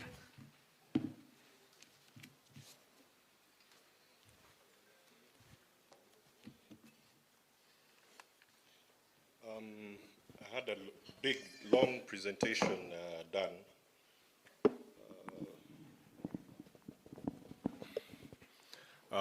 But I won't go, for the interest of time, I won't go into too much into it. But a few points which we just need to say. Why this bill was necessary. What we did is that over the period of like 3 years, we've been going around meeting different people. We met the fellows, we met young architects, and some of the stories were heartrending. An architect who nowadays works as a waiter because he can't get a job. People who are looking for, and yet the industry, how it is structured, and this may be a response to the planners, we have a problem. You have planners who are looking at drawings which they honestly do not understand. They're unable to comprehend why you have done. I need to say this, 2 weeks ago, my drawings, because I had done a courtyard in the middle of the building, I was being told that I've done 2 different buildings, and I'm asking, where is that from? And I had to go and tell the people at the county that it is one building, and they're telling me, no, okay, name this one, call it don't call it a courtyard, call it a, what the hell are you teaching an architect their job? So I like the passion which has come out today from our landscape architect friends, from the planners, from the AEK, from the body. I didn't know you exist, the technologists, the engineering technologists. We'll really come back to you to understand how then that works, because one of the biggest orphans of our industry right now are the technicians, the guys who have actually gone to school, but this guy cannot, if he goes and designs a 2-bedroom bungalow in the village, he is still looked at in the same lenses as a quack who has never done anything. So the passion that you guys have shown, first of all, I need to just quickly address the issues which are raised by the planners and the landscape architects. This here is a draft. It is not at all, and maybe for everyone. Now, at this stage, when the bill is published, it has to still go through 3 different stages. First reading, second reading, and third reading. Now, at all those stages, it is fine-tuned. So it was not out of malice. No one wants to take landscape architects out of a job. No one wants to take urban planners out of what they do. They have their scale, and already we had already seen how we can address those. But we'll go into those details. The other thing I need to say is how the legislative framework operates is that up here you have the Constitution. That one is a covenant between everyone who resides in this beautiful country of ours. Then you have these acts of parliament, and they all derive their power from the Constitution. They cannot be against the Constitution. Then, from there, the acts of parliament then give powers to regulations below there. So what we wanted to do with this particular act and how it is structured is that first you form an Institute of Architects, and then you empower it such that it is now able to give regulations on how to do specific things. issues such as fees, issues such as how exams are conducted, issues, many other issues. So it was important that this particular bill is not too prescriptive. Yeah? We do not start saying how things will be done. We want a bill that will be agile, yeah, and be able to move on. Architecture being an art and a science, we do not want a prescriptive law that treats us like robots. We want a non-prescriptive law that treats us like professionals exercising professional judgment. So those are my few, I could have talked a lot about this. There's a whole presentation on that, but I want us to move quickly. But what we want to do is that we are not asking for a law that respects the person drawing it. We are creating a foundation that is solid so that the profession can build something solid from here. So with those few words, I give mic back to Jessica. We will be able then to give the structure of the bill and go straight to the issues that brought us here and have a discussion on those one by one. Thank you.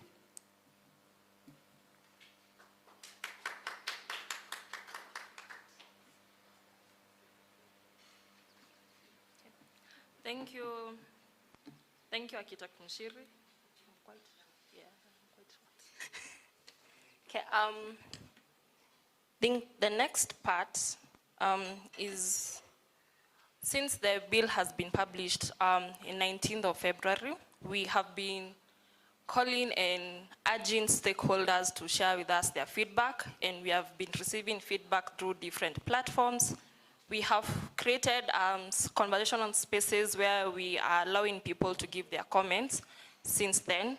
And with that, we have consolidated a number of comments, concerns. And so we have gotten written letters sent to the Architects Alliance. We have gotten, people have filled out the Google form that we have been circulating. And we got comments through the X-Space, the open mic that we collected. There was the X-Space, which was hosted by the Architectural Association of Kenya, and also the Lift Open Forum that we hosted at the beginning of this month, where the entire conversation was around the Architects Bill, and we have been able to gather this, and we have been able to consolidate, which we are going to issue. And so through this feedback we have gotten, we have actually noted that there are issues which are recurring, which also today they have just been raised again. And for that, we have been able to consolidate and come up with themes. And just to highlight that, the input we have gotten so far is just the foundation. As you can hear, the bill will go through different stages, and we are still awaiting the first reading. And we still have the gap and the opportunity to actually fine-tune this bill. So just know that whatever input we are getting will form a foundation, and this is not the conclusion of what the bill will be. So we'll be calling you again and again and again. And from the data that we have collected, we have 5 main theme clusters that we are going to discuss. And we have number 1 being practice and the scope of an architect, the entry and progression into the profession, governance and the regulation, industry and the market impact that this bill is going to make, and also the public interest and accountability. So with these themes, what we felt that it means, the core questions we are asking ourselves is who practices, who regulates, how the industry functions, and who ultimately benefits.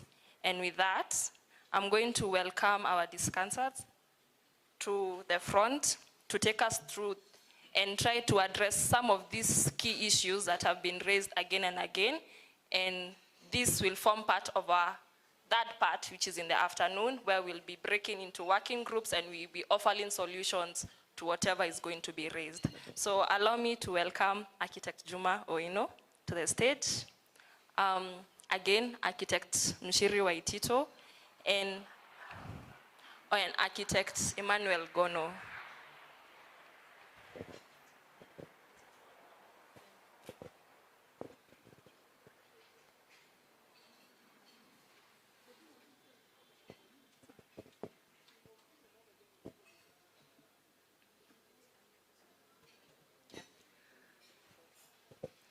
Okay, so the overall sentiment that we have gotten from the Architects Bill on the feedback we are collecting is that there's lack of clarity on the value that this bill is providing. There's a fear of exclusion and control, as we have heard in today's comments, and the economic concern most, especially the fees. So I think we'll start with Architect Mshiri.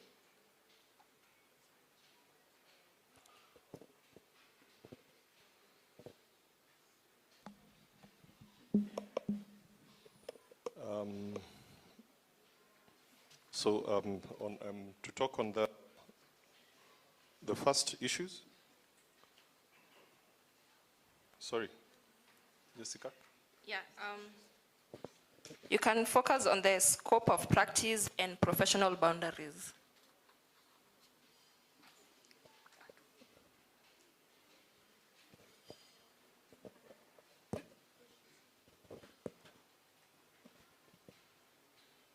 Okay.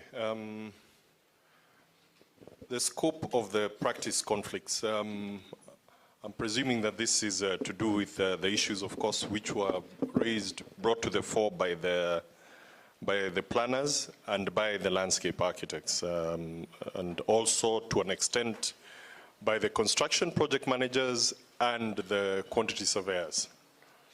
Now, when we sought to put this document together, I'll start with the issues particularly raised by the landscape architects. We were torn between two things. Do we exclude or do we include? Our drafting said let's include them because they also then run the risk once we publish that then if you don't have a landscape architect, then if they use the name architect, then it becomes a problem also. So we said, let's do that. Even in the CAP 525 right now, what you have right at the end is a clause that excludes. It states very clearly that this act does not include naval architects to an extent. Yeah, so there's a whole debate which can go on about that, but we've heard your concerns, and I'd like to make this clear that this document was never put out there to try and criminalize fellow professionals. What we wanted to do is to have people then coming into play. And indeed, from the comments which have come from the landscape architects, we already received a memoranda, and we have already tried to see then how we work that out. And I think consensus was that this just, it's a minefield, let's have it omitted. Same with the physical planners. On the issue of the overlap, what we said, in as much as the presenter from State Department of Physical Planning, of Housing, the Physical Department, Lands and Physical, yeah. His comment was that we are encroaching into their space. I'd like to say this, that architects actually can design. In fact, we previously, and architect, you can what used to happen is that urban planning was a second degree. You used first to study something, then you go and do. So the assumption has always been, but now that is an offshoot on itself, architects actually design towns, they design the building environment, but indeed it goes against the principles of PLUPA. So one of the things which immediately came out is that indeed there is not going to be that. So we're going to call it urban design, not, or give it another word. We are not prescriptive on that one.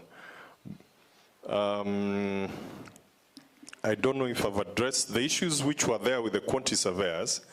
Now, how we started drafting this was originally that what would happen is that there'd be a new act for architects. Now, what would happen to CAP 525?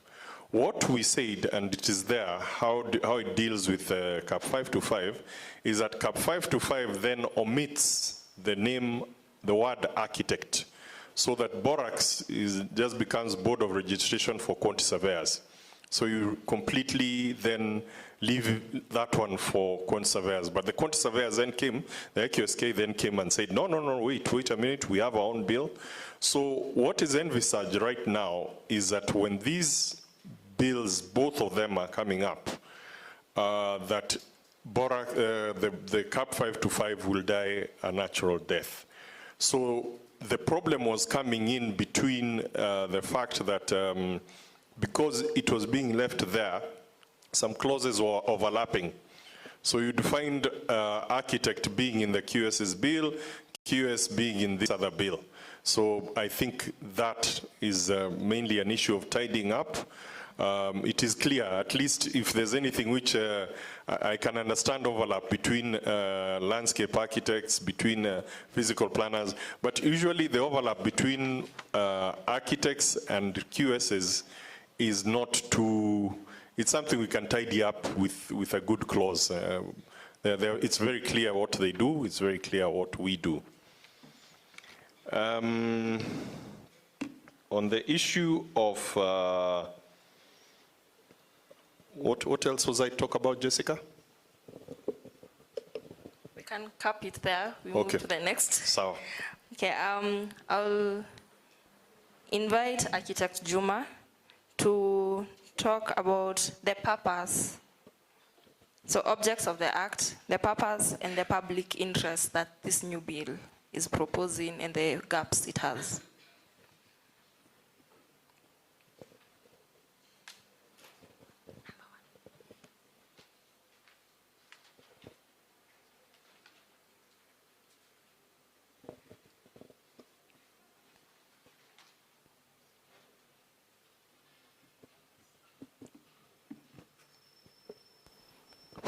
Thank you, colleagues. First, let me say how glad I am to be here. And I suspect I'm here because of historical context that I've been around with this process for many years. I first interacted with the review of CAP 525 between 2005 and 2007, when architect Philip Sika was the chief architect and the chair of the Board of Registration of Architects and Quantity Surveyors. Many retreats in Naivasha, but nothing came out of it. I have a very big photograph in my office of the board with myself in there, titled Review of 525. So every time I look at it, I feel a bit disappointed that we've never moved. In the same vein, because of my engagement in professional activities and leadership, I've participated a lot in development of curricula, because I'm part of the academy. And I'm very clear when we established departments of construction management, landscape architecture, and related professions in the built environment more than 20 years ago, we were very clear, and I'm still very clear that I understand the roles of all the professions. I'm a very keen supporter of all our sister professions in the built environment. And if we have time, I'll be able to elaborate all that. And I'm glad to see Planner Engineer Mairura Omwenga, who was with me at the governing council of AAK those days, and Ajahn Shankla, who was the registrar. I served as the honorary secretary then, and we were just whispering to each other the journey. But then, for today's purpose, what really are we looking at? And I think one of the items that have been picked were issues to do with lack of clarity and distinction from the existing CAP 525. Obviously, in the development of this bill, we are trying to depart from what we know. One of the clearest institutional or structural challenges we have in our regulatory framework is that the board, as constituted, is still government. Technically, the chair of BORACS is the chief architect. And I've asked this question many times. Why does it have to? Why is it only BORACS that, as a regulator, the chair and registrar of the board are government? All boards. Yeah. When we look at the presidency of LSK and ISPAC, for instance, when you look at even now, one of the biggest animals in government is Public Procurement Authority and its associated regulatory segments, its review board and others. The profession regulates itself. Kenya Medical Practitioners and Dentists Board, pharmacists, all those. So for me, if we are able to find a solution to that, and that's part of what we expect to have as a discussion, how do we clearly define that relationship so that then there can be self-regulation, a self-regulatory framework? I think it will be a plus. And is change necessary? I think we are still among the professions who are operating with the oldest act. Most of the others, you heard engineers are talking about 2010, all these others, public procurement is very recent. Physical and Land Use Planning Act is actually when, 2019? We are the only ones who are talking or speaking of archaic, ancient regulatory framework. And I think some of the things we are struggling with are the reasons why you find something like the inclusion of urban planning or landscape architecture in a bill that probably shouldn't. And probably it's just to appreciate that there are some who are yet to establish their own regulations or acts. So that is something that we can have a discussion on. For me, I don't see any contradiction. We have to collaborate, we have to assist one another. Professions exist to support you know, the environment in which we operate, all for the public good. But most importantly, in this clarity, where do we place the public? The public should be at the highest point, isn't it? Whether we are talking about safety, whether we are talking about liability. I mean, whom do we owe our professional liability to? And why do we have to have consequences? And who suffers the consequences? All of us are in this space, and I think even with the recent collapse of buildings, do you expect any outcome from the investigations? I don't know how many of us have so much faith that there will be something that will come out of those investigations. Personally, after I served and tried to do many things, I retreated to live my private life in the academy and in my private kiosk.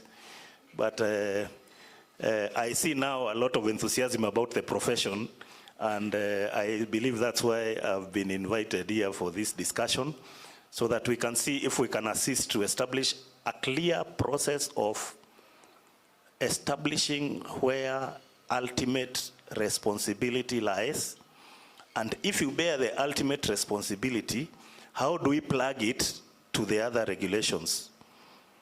I think it's about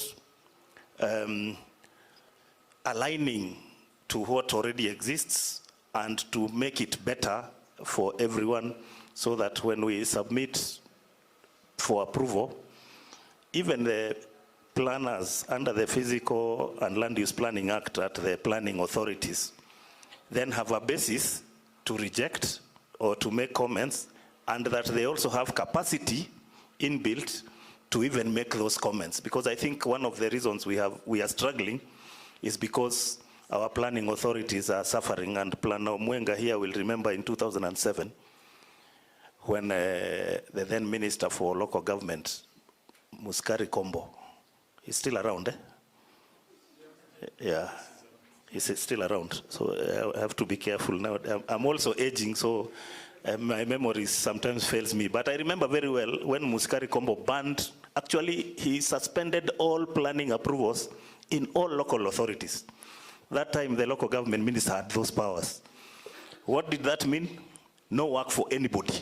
If there is no approval, no architect, no engineer, no planner, no QS had work. And we petitioned him. And when we went there, he was saying that because the local authorities have no planners. We told him, in our association, we have registered 62 planners. And he asked us to give him the names. All those planners who were posted to the districts then, the list came from us. How it evolved and grew is a subject for another day, but I think Planner Mairura can give you a lot of history about that development. So we are for me, from where I sit, at least where I stand and sit, I am a supporter of all the professions, and I was happy in my time to assist in the growth of the profession of planners, just like I participated in the development of curricula and support the growth of the profession of landscape architects. All we need to do is to find a common ground where we speak with one voice. If we fragment and speak in different voices, I think that's where we lose it. So we need to discuss, to clarify and define that engagement with the existing laws, and then we can fill up the gaps where the old Act, CAP 525, is unable to answer or respond to some emerging needs in the profession. I can speak on and on, but let me stop there. I think we are just laying a basis for discussion. Thank you. Okay, thank you, Architect Juma. Next concern is on institutional framework and governance. Architects Gono. Yep. Good afternoon, everybody. Thank you for joining us today. I'm going to be fairly brief. Before I proceed, I want to ask, is there anybody here who is not a Kenyan? All of us are Kenyans, are we? All right, all of us are citizens. Now, when I was back many years ago, when I was at the University of Nairobi, I had a lecturer called Professor Ndegwa. And he told us he wanted to write a paper. I never finally saw the paper, but he wanted to write a paper called In Praise of Tribalism. He wanted to flip that issue of the tribe and see how it can be a strength instead of a weakness, the way we think about it as Kenyans. Tribalism is an interesting thing and it exists everywhere. What it means is that you get certain people of a certain type and you say, these are my people. This is my like. These are the kind of people that I work with. For us, the tribalism shows itself in professional life as architects trying to be one thing and quantity surveyors and so on. And it is good in its own way, but it has its challenges.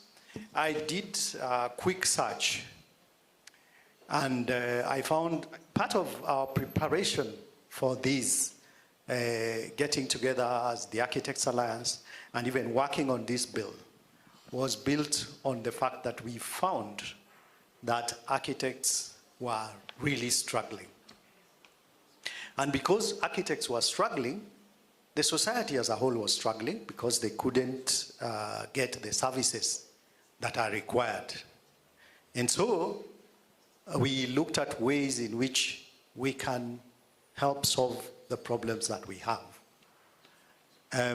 When you talk about governance of that is foreseen in the bill, a critical feature, which has already been mentioned by my colleagues, is that we as professionals are going to be in charge of our own destiny. In our country now, the number of registered architects, I think, is around 2,000. That works to almost a per capita of one architect to every 500,000 people. A quick search tells me that the highest per capita architects is in Japan, followed by Italy. And in Japan, for every one architect, there are 500 citizens. So you look at, one architect in Kenya, 250,000 people. The architects are broke, they don't have work. In Japan, you have 1 to 500. Why does this make sense? So this is where we all come together as all the professions, and we ask ourselves the hard questions. What direction is our country taking, and what can we do to make it better? Better for professionals, and better for society primarily. So in terms of governance, we would enable architects to take charge of the professional practice and do that which helps to grow the profession. As things stand, you understand that a lot of the work that is happening now is government work. And one of the things that has been there in everybody's lips is the affordable housing program. Under the scheme that we have, CAP 525, if, for instance, the Board of Registration of Architects and Quantity Surveyor is opposed to what the government is doing, their hands are tied. They can't go against their own government. So the proposed bill enables the independence of the architects and enables us to work independently to grow the profession and serve society. So we need to work together. My fellow colleagues, the landscape architects, the planners, the quantity surveyors, the problem is out there. It's not in with us. We have to make sense of our society and make our physical and built environment better. And the way to do it is to take charge, because we are supposed to know better how these are supposed to be done. Thank you. For now, I'll stop there and hand back to Jessica. Okay, thank you. So the first three concerns have been responded to. Now we get to the hot ones. So first being registration and licensing, the licensing framework. This is where we have the inclusion of technicians and licentiate architects. Who wants to pick that?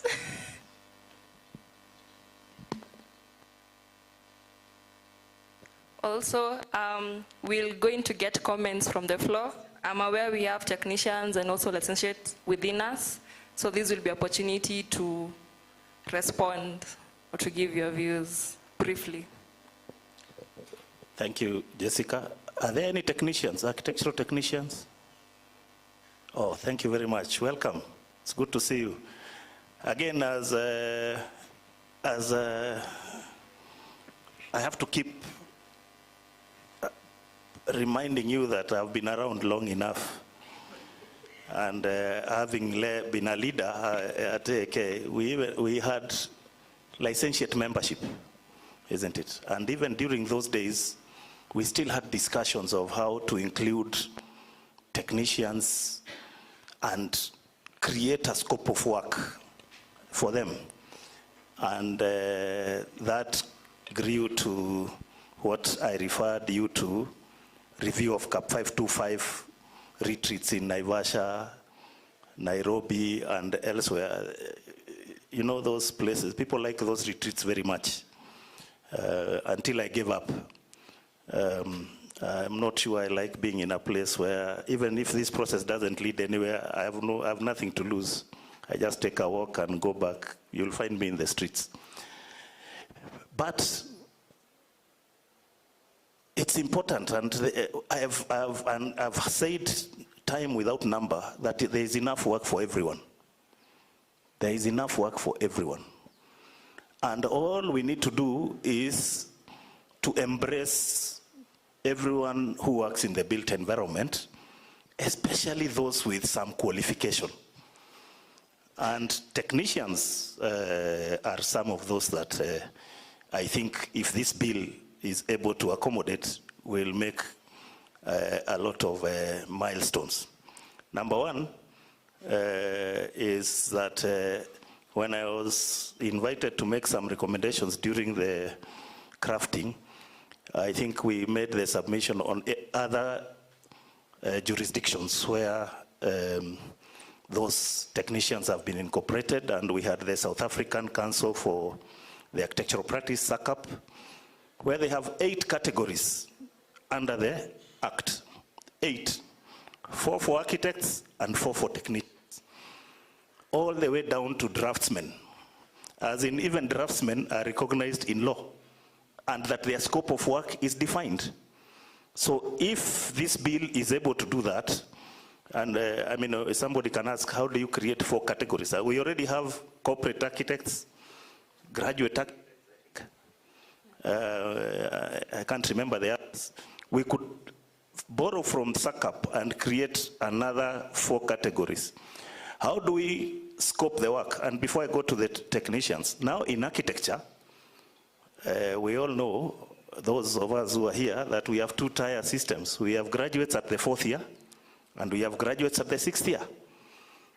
The market, how does the market distinguish what a 4th year graduate is and what a 4th year graduate can do?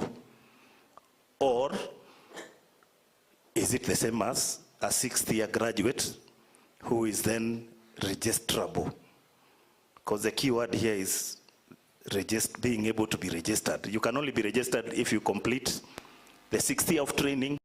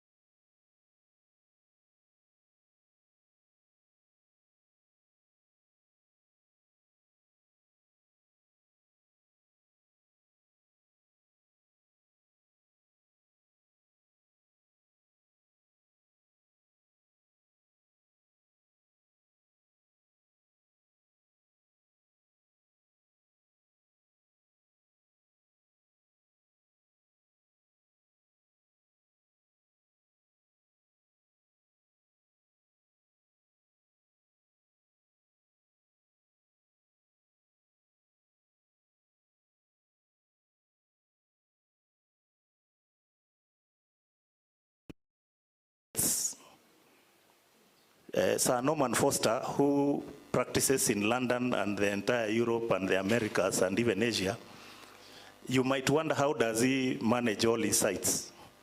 You will be surprised that the licentiate cadre runs the sites.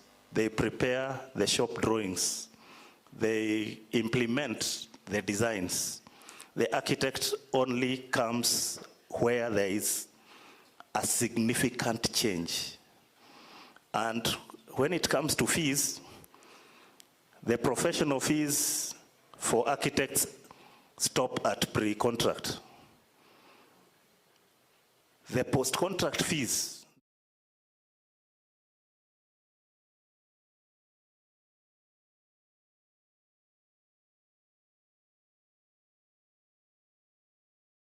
a structured way we can actually descope some of the works that we imagine that the architect can be everywhere at the same time, and let the other cadre of professionals handle all the technical work down here and release some part of the fees to them.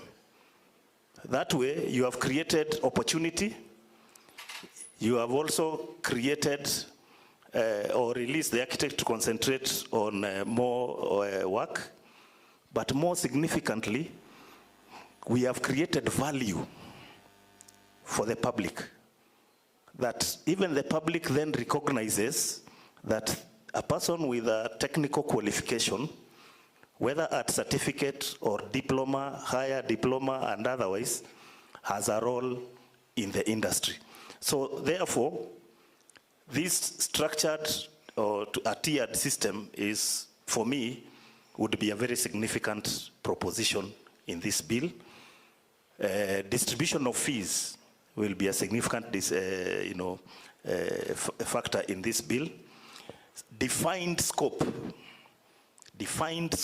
so that everyone has very many, and I can go on and on, even when we come to the 4th year qualification. I think when we were proposing it in our time, we actually foresaw 17 categories of qualifications within the first tier. And some of you, I can give you an example because you interact with them. Most of you know Mutua Madheka, the architectural photographer. He's making more money from architectural photography than sketching. He's a young man I employed in my kiosk when I was starting in my garage to make models. He has a very powerful third dimension. Today, if you want Mutua Madheka to take photographs of your project, first of all, you'll see them in a way that you never even imagined. He has a way of taking photographs in a way that even an architect asks, is this really my project? But what is more important is that his demand. Mutua Madheka and there's another gentleman who are both my students. I don't know whether he's Osborne Masharia. They are both architectural photographers making loads of money. For you to get him, you have to book him 6 months in advance, and sometimes 1 year in advance. And I'm talking about him taking photos in New York, Bogota, Tokyo. That's the kind of opportunity we are saying. If we are able to define scopes of services, and those who will go to the CPD in Europe, ask who are your tour guides, because the thing visitor all architectural edifices. You have architectural historians. What is the place for an architectural historian? How do we recognize that person in this industry? And how does that person earn money? And then what value do we create for the economy? If we sell this to the Ministry of Tourism, that for you to visit Fort Jesus, you have to hire an architectural historian to be the tour guide. How many jobs can we create? So for me, that is a kind of scoping, redistribution of work that I'm looking at. And I hope that if at the end of these conversations, we are able to show what value we are giving to the public and how much work we are creating for all the professionals, and what the government is benefiting and what the public is benefiting.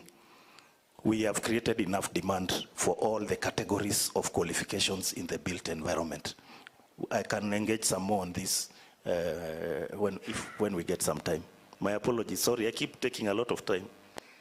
Okay, I'll allow comments from the floor.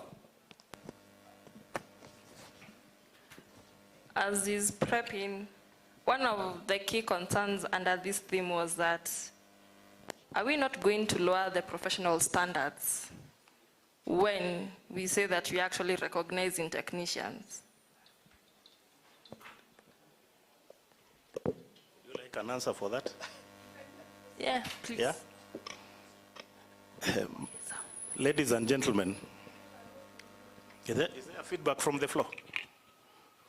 If we are going to lower the professional standards, before I say something.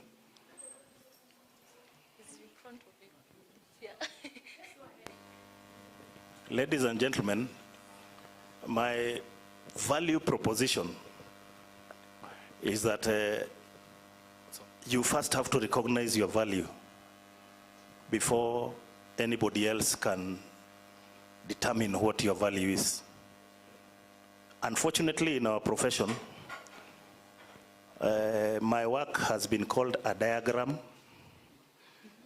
a sketch, a map. What is worse than being degraded by society? And how low can we get? For me, I'm very clear that we have no business training different cadres in the built environment if we don't create value for ourselves and value for society. If we create value for society, we create demand for our services.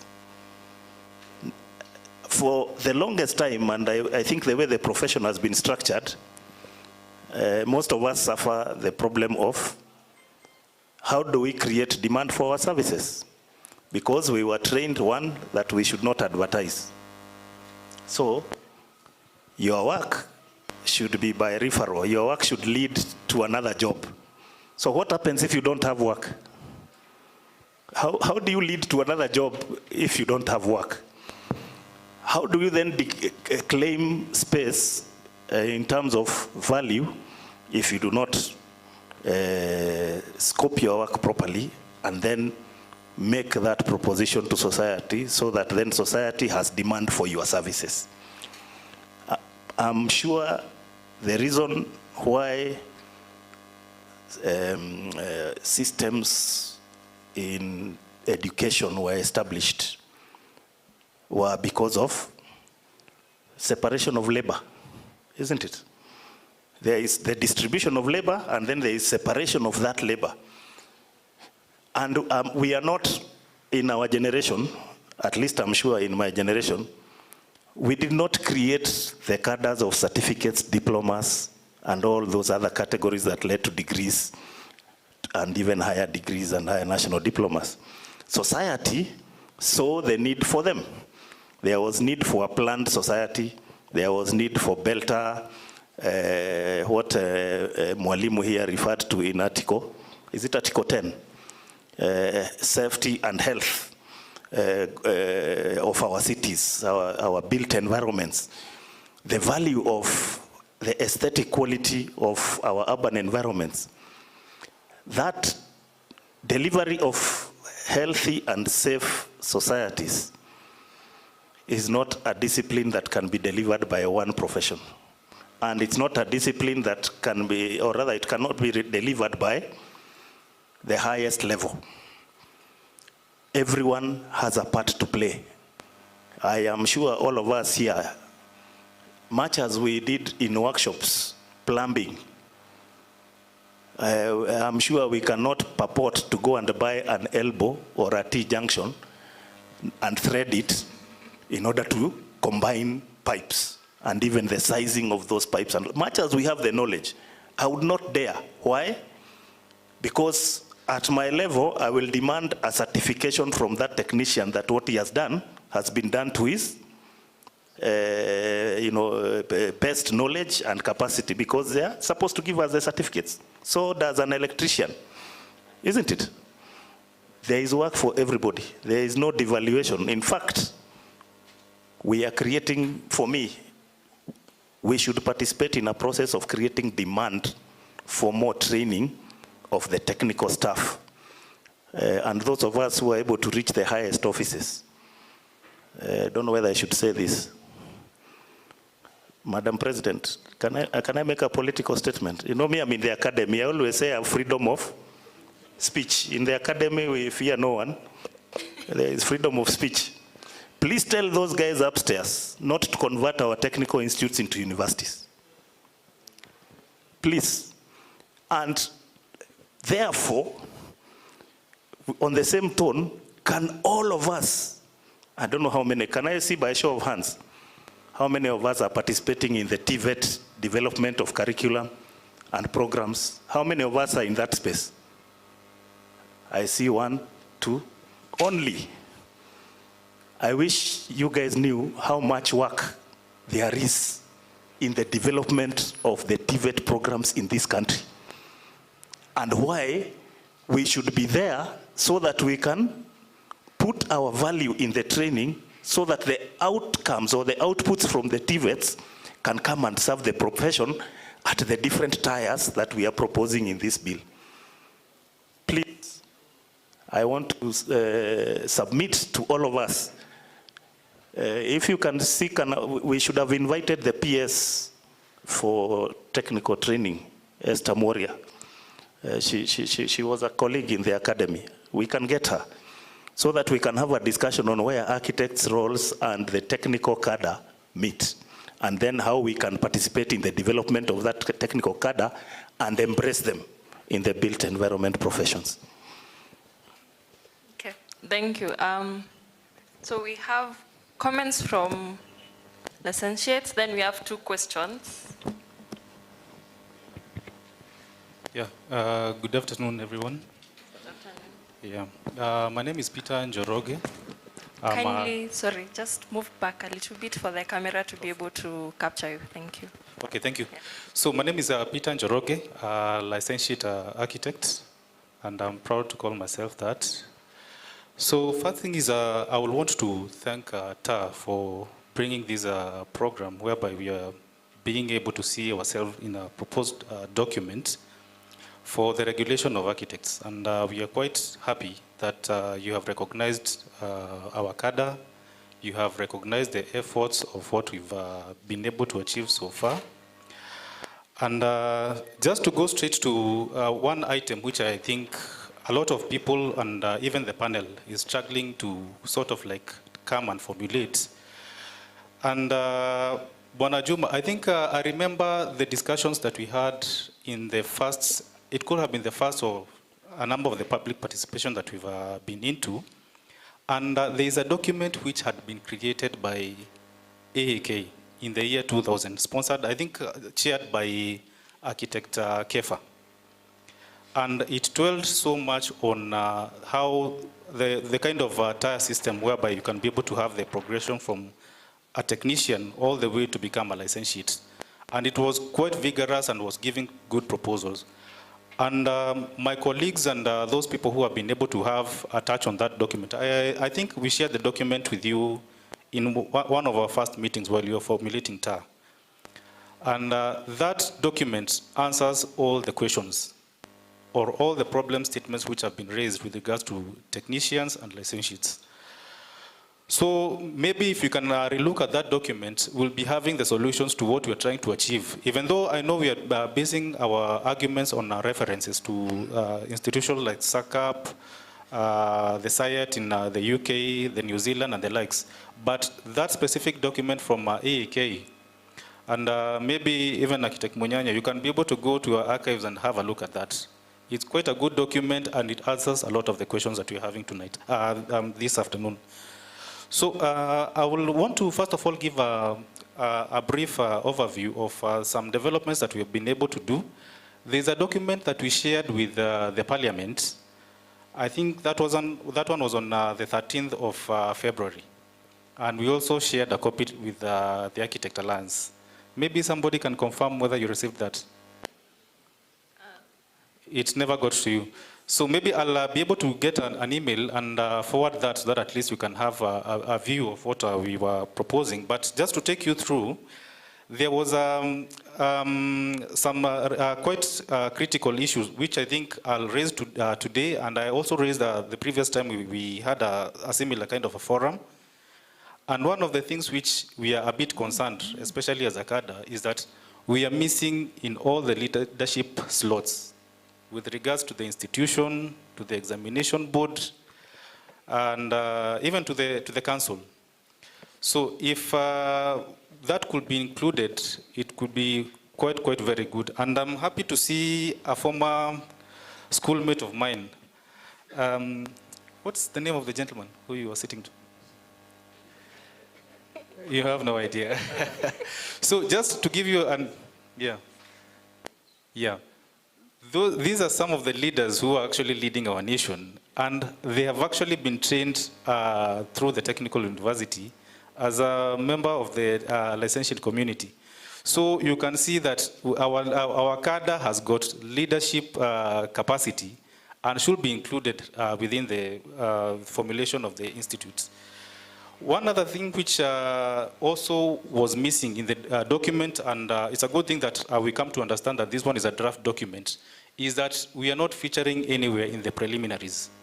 There is a definition of who an architect is and what they can do.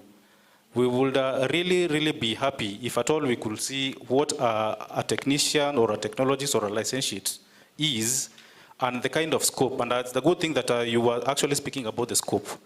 If we can be able to see something, and we are actually open to come and even have a one-on-one with you and for sort of like kind of create a scope. That was one. Two, the other thing which also was quite something that we wanted to highlight is also on the formulation on how you can be able to register a firm. Unfortunately, we are not seeing anywhere a technician or a licentiate is being featured on that. So if that clause could also be looked at, we'll be quite glad. So just to wrap it up, I think on all those items, especially of registration and regulation, if we can relook at that, the year 2000 proposal by AAK, we'll be able to sort a lot of our issues. Outside the issue of registration of technicians and licentiates, I also had another concern or maybe a comment on the invitation lists. One thing which I didn't see, which I would have been proud to come and see today is, yes, we are actually trying to regulate the profession, but we are not involving the consumer. Who is the developer out there, the real estate person who is out there, homeowners and the likes. I don't know whether or not they have registered entities or associations, but if at all we could have had representation from them, even on this forum, it could have greatly opened up our eyes. Because as much as we want to regulate ourselves, we are regulating ourselves so that we can be able to dispense some value to society. So at least representation from those elements could have been quite good in this forum. Thank you. Thank you so much, Peter, for that. Just a brief comment that we actually did send out invites. Maybe it's just a clash of, prior engagements. But however, as we mentioned, there will be such of more engagements in the future, and we'll make sure to lobby them to attend. We have a question from Architect Rita, and also from the representative of State Lands and Physical Planning. Yes. Okay. Good afternoon, everyone. My name is Rita. I'm an architect, and I'm also an academic, but I tend to think of myself as a researcher. I have two questions. The first question is, what is this bill regulating? Are we regulating the profession of architecture? Are we regulating, or are we regulating the professional who is called the architect? or are we regulating the work that an architect does? The reason I'm asking this is because I think it's in management where they say that what gets measured gets done. But with respect to any bill or any legal document, what gets defined gets implemented. There was a gentleman from the CABSEC who had said that we have very many laws, we have many policies, reports covering every inch of this country, but the biggest problem is implementation. So what are we regulating? Because it's called the Architect's Bill. Do you want to regulate that person called the architect or the work that they do? And what is the work that they do? They design, they undertake technical documentation, they do project oversight, and in some cases where you may find an architect doing work like physical planning is because most likely they have done a postgraduate program, say for example in urban planning, like I have done. So as an architect, I can undertake physical planning. I could also undertake urban design. I could do work that the landscape architect does. So what are we regulating? My second thing is the definition of terms, and I'm very happy that you have brought it there. The definition of terms, the preliminaries of any bill, all right? It's really focusing a lot on regulation, on terms that will control what someone needs to do. Yet we are saying, as I heard from Architect Mushiri, that we don't want to be prescriptive. But there are very narrow terms that appear in the preliminaries on what this bill has, what the scope of work is. And maybe so I can suggest a solution is this. I've been trying to look at similar professionals like the accountants and even the lawyers, all right? The one thing that maybe is very different about this bill, if you compare it with maybe even the Accountants Act, is the issue of, number one, training, and number two, our responsibility to society. Because at the heart of all these questions I'm asking is, what need are we responding to? Okay, if you look at the accountants, they are responding to the need for accountability, financial accountability. So for them, through CASNEB, yeah, they will control who gets registered to issue financial statements, whether it is a financial analyst, an auditor, a certified public secretary. The CASNEB, the Kenya Kenya Secretaries, the Examination Board for secretaries and accountants, is regulated by 3 bills: for financial analysts, for accountants, and for certified public secretaries. Okay, so let me just bring it home. What is this bill regulating? Is it this work? And what is this work that an architect or a professional in the built environment does that is a public good? So could we define that work, and could we define the public good so that anyone who has that competency, without being seen like we are not incorporating other professionals, can, as long as you're able to respond to that need, that you have acquired certain training and competency to do a certain scope of work, then you would be included in this bill. But right now, it's not very clear. We are trampling on anyone, and I find it very unfortunate because we are in an age of, we cannot do it alone. I think the AK gentleman talked about siloing. Much as we have a specific mandate, we cannot afford not to collaborate even legally with other professionals. So those are my comments. Thank you, Architect Rita.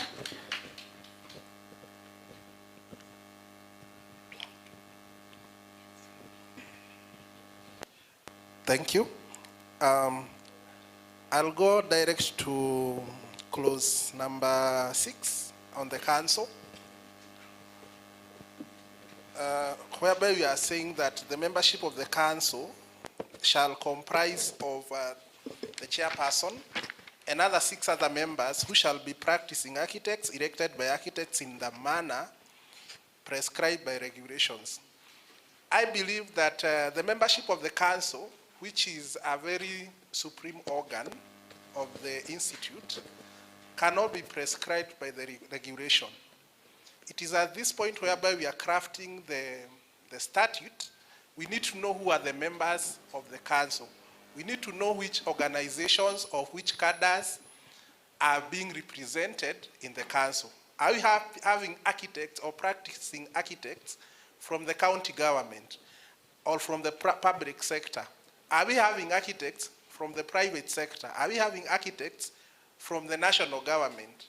So we do not need to wait until we have the regulations for us to know who will be the members of the council. We need to know about the membership of the council at this point.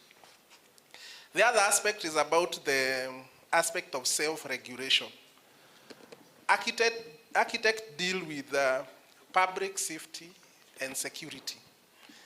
The government is the custodian of the safety and security. The government is actually the national government and the county government are the ones who are responsible to guarantee the public security. So each and every buildings that are being designed by our architects, it's only the government that can guarantee the safety. We cannot donate the guaranteeship of security or the safety of our buildings to a council, or we say that we are going to do self-regulations. When you look at the executive orders that are usually churned out by the presidency, the cabinet secretary is the one who is in charge of regulating all the professionals in different ministries. And I believe the architects fall under the State Department for Public Works. So I think we need to ensure that, so that we can guarantee public security and safety, we need to depart from the issue of self-regulation, because there is no way we are going to arrest someone because of misdeed. You know, as a council, it is very hard for us to do that, or maybe as an institute, it will be very hard for the architects to do that. So let us rethink about the aspect of involving the government in regulation. Also in terms of where will be the office domiciled. We have said it is going to be Nairobi, but where? We need to know it is going to be domiciled, maybe under which ministry, you know, under which cabinet secretary and all that. And that's the reason why we are talking about self-regulation. The other aspect, why are we going to self-regulation? What gaps have we identified from the current systems that we have, whereby the CS is the one who is regulating the professional through the various professional bodies? Are we saying there is a lapse? Are we saying that the government is relaxing? And now, as a private sector, we want to come in and bridge the gap. So those are issues that we need to discuss and agree on them. Thank you. Thank you so much. Okay. Yeah, go ahead. Then next we have the representative from ASEC. Thank you. Greetings, colleagues. I'm Architect Oliver Odur. Thank you, senior colleagues, for those great contributions, and even the speakers who have just spoken. Mine is a question, or maybe an addition, because I understand there's a draft bill. I've gone through it, and there's an element I think may be missing. And so my question is, how is this bill protecting the architect? And protection of the architect in this sense. Number one, from rogue clients. Someone has talked about developers, and in my experience so far, I've realized there's one part of the industry that leaves the architect vulnerable, which I think that needs to get protection from. Sometimes you meet ignorant clients who are not aware of the role of the architect, and so how do we tackle that? And some are arrogant clients actually, who also use the architect's credentials, and then they dump the architect. So yet, professional responsibility is still put on the architect on most projects. And so how does this bill protect the architect? Also from undercutting. There are also, I would say, some clients who hop from one architect to another, trying to get cheaper services and things like that, so resulting in things like undercutting. There are others also who just maybe use the architect up to a given point, and then just to have perhaps their names on the boards out there and things like that. But inside the projects themselves, the architects are dumped, and they're not actually the ones in charge of oversight. Then also, I don't know whether this may bring NCA on board and things like that, but I realize there is no, normally when projects go for approvals, for instance, the NCA requires a commitment letter from the architect. But after the architect commits, once he commits, he's left in the hands of the client. Why don't NCA, or is there a framework to also make the client or the developers on the other end to also commit, so that there's no gap that leaves the architect vulnerable?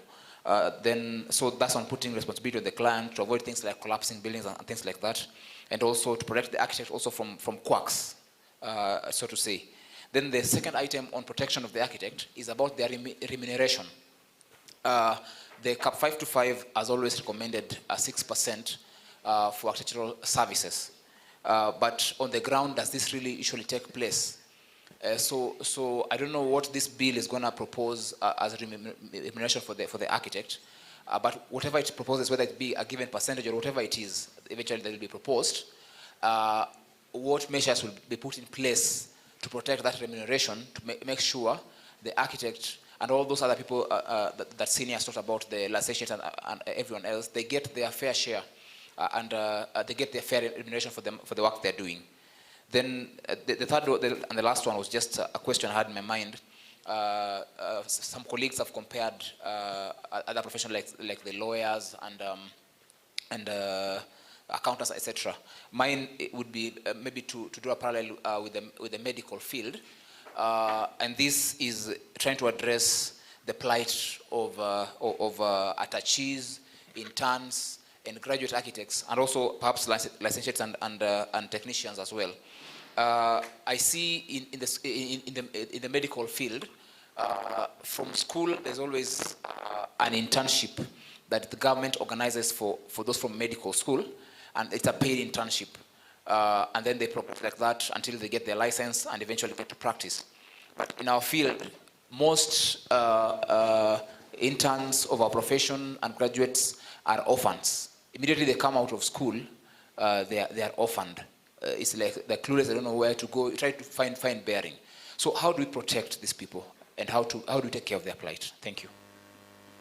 Okay, thank you.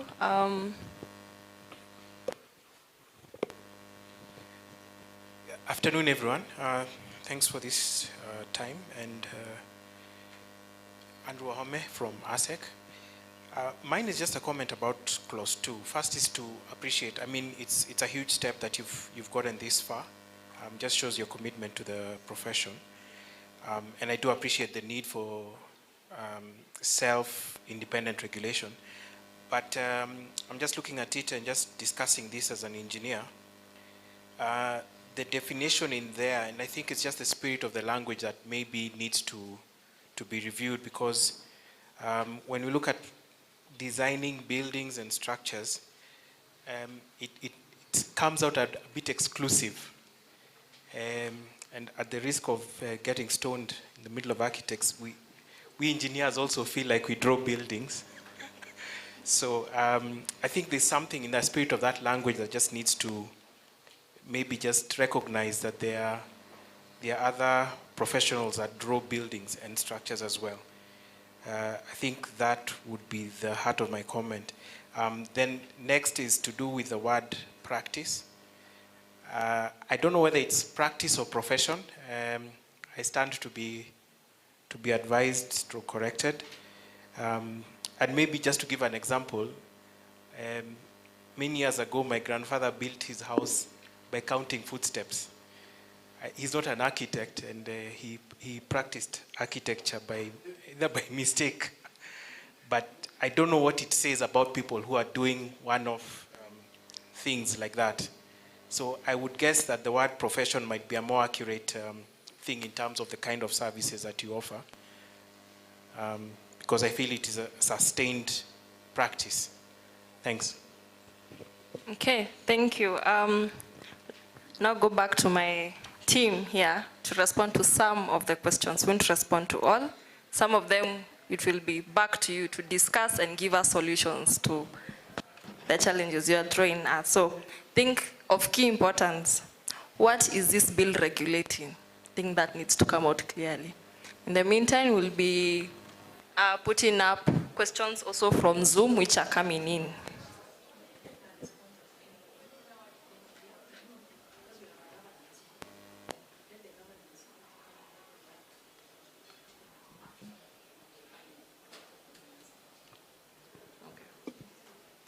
So I stand corrected. You can respond to what your heart desires, and then that particular part of what the bill is regulating will be discussed with the group that will be handling governance and, governance. Can I go first? Okay. I want to say, why do you do bills of parliament? The first thing is that, and I'm answering the question which came about fees, very good issues raised, but a bill, first and foremost, is about public protection. So it is regulating the relationship between the architect and the public. And in between there is an arbiter. Yeah? Now, so far we've been having CAP 525, the borax, as the arbiter between the relationship between architect and public. There is another relationship, however, yeah? And this is a relationship where you're talking about the reason why we form, in the olden time, they used to be called guilds. A guild is like this one here called TAA and AAK. That people who belong to one particular profession go and sit down and they say that if you want to join us, you have to do this A, B, C, D, E, F, G. Yeah? So there is a different, and therein lies a fine line. But the bill can only protect the society first. Now, why am I putting this context? I put this in context of the issue of fees. Fees, when we passed the bill, our constitution in 2010, it gave any Kenyan citizen the right to get fair, it eliminated monopoly, any monopolistic behavior.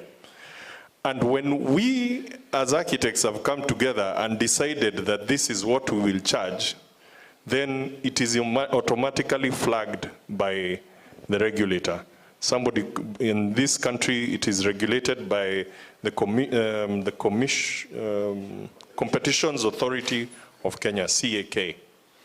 Now, CAK has been fighting our fellow professionals.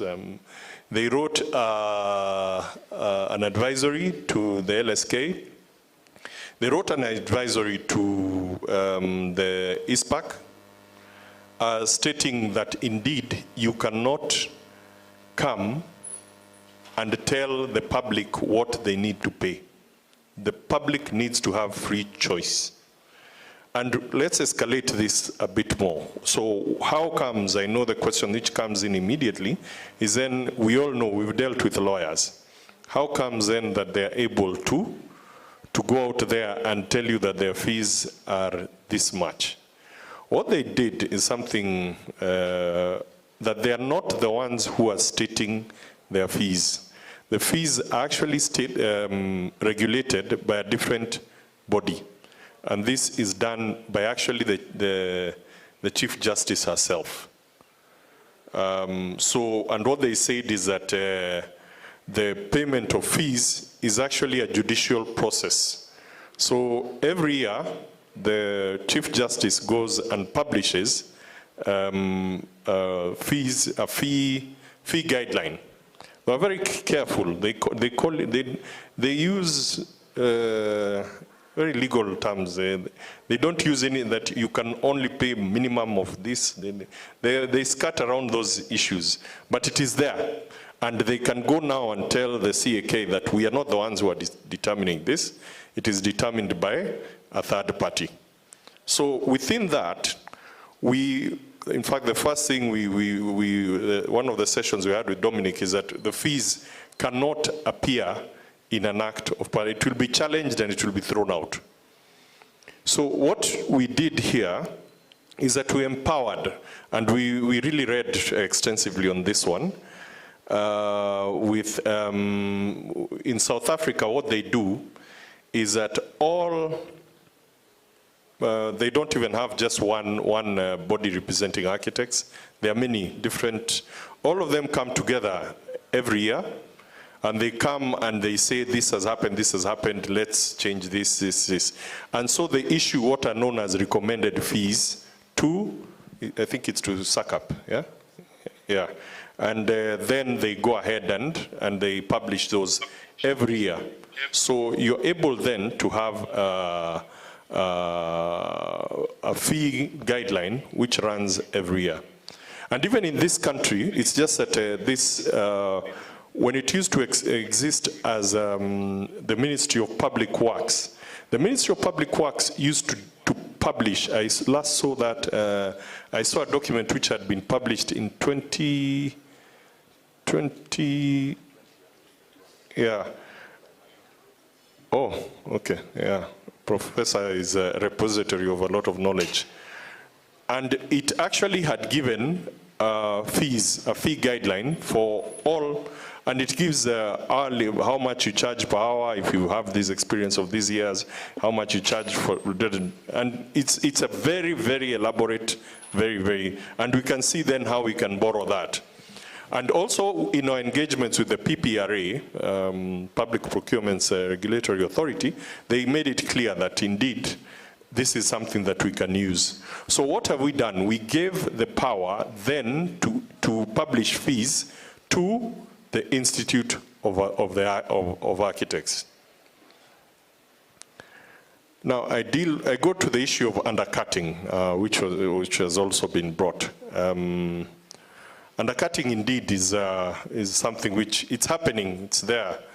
But the problem we have is that the system today is a bit, it's not working. I wanted to choose my words carefully. I've been undercut by a fellow architect, and I took him, wrote to Borax, and 10 years down the road, nothing has happened to him. And we keep reminding, I don't know what happened to the file, I don't know. And it was a clear thing. The drawings, he just took my drawings, he went change the title block and put his name.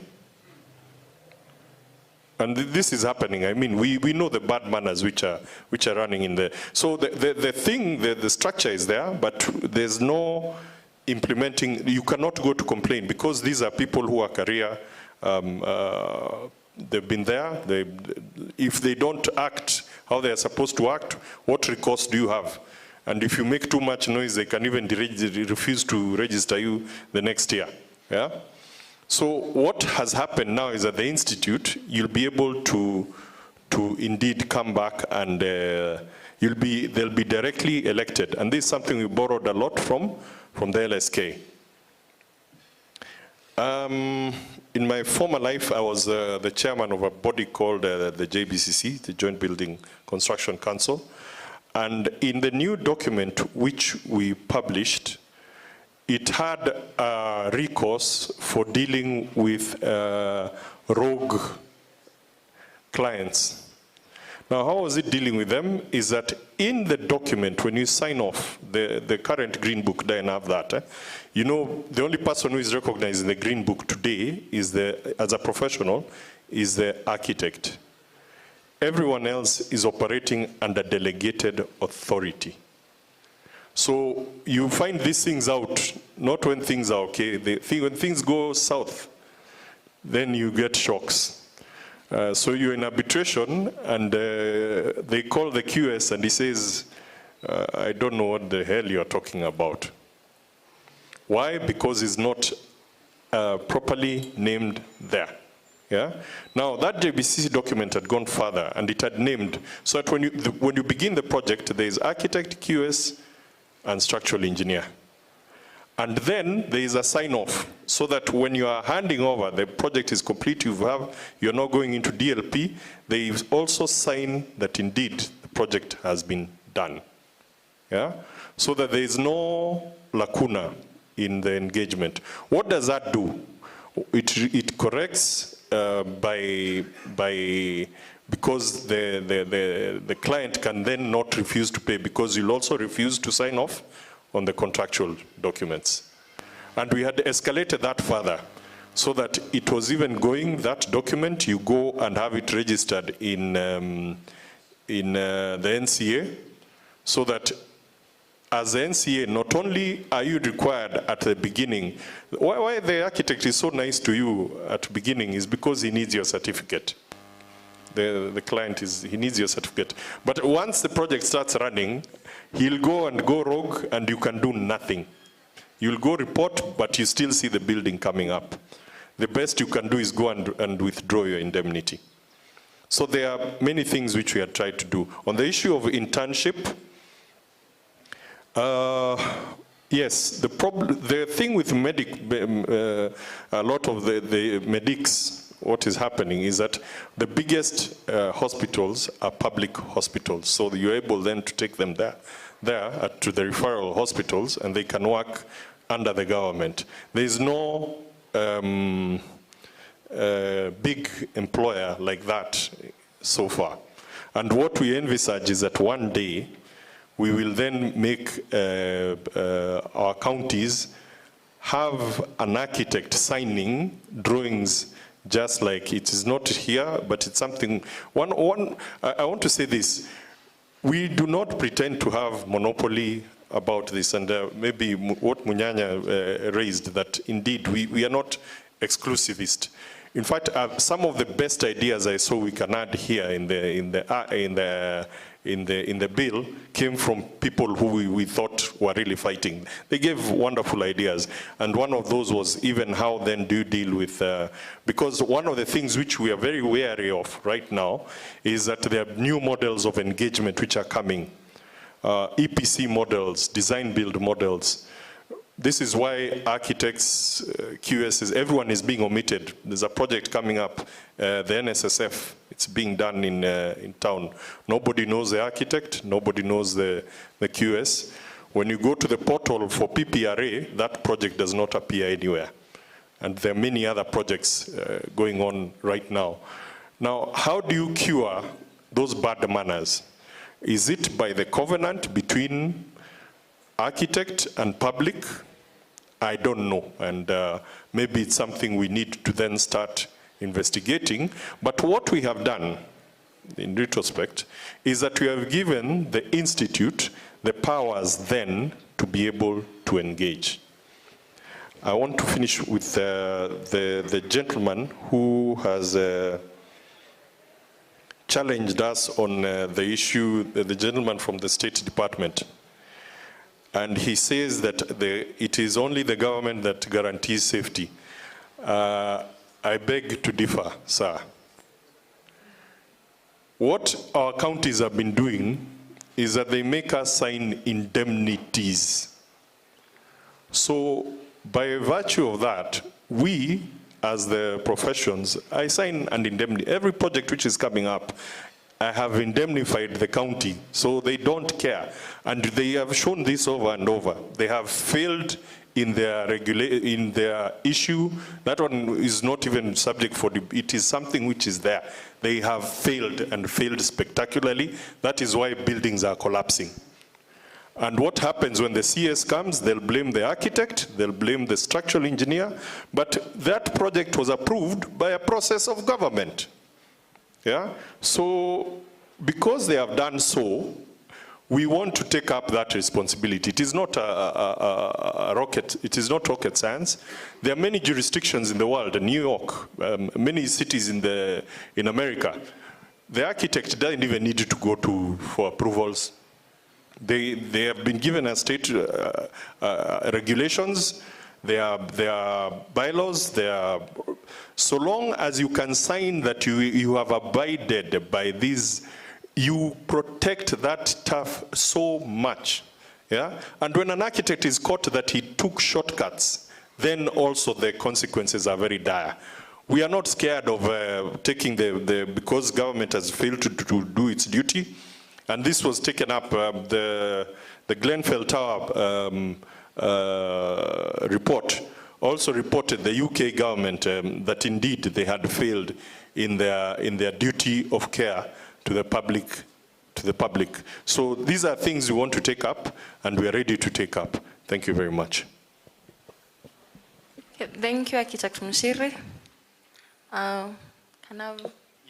Okay, now, some of the problems that we have seen as TAA can be cured by legislative means, but some of them need other means to be resolved.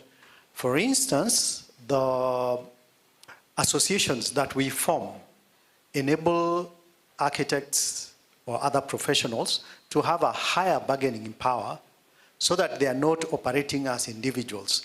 Why it is so easy for clients to go rogue is because they know you are alone.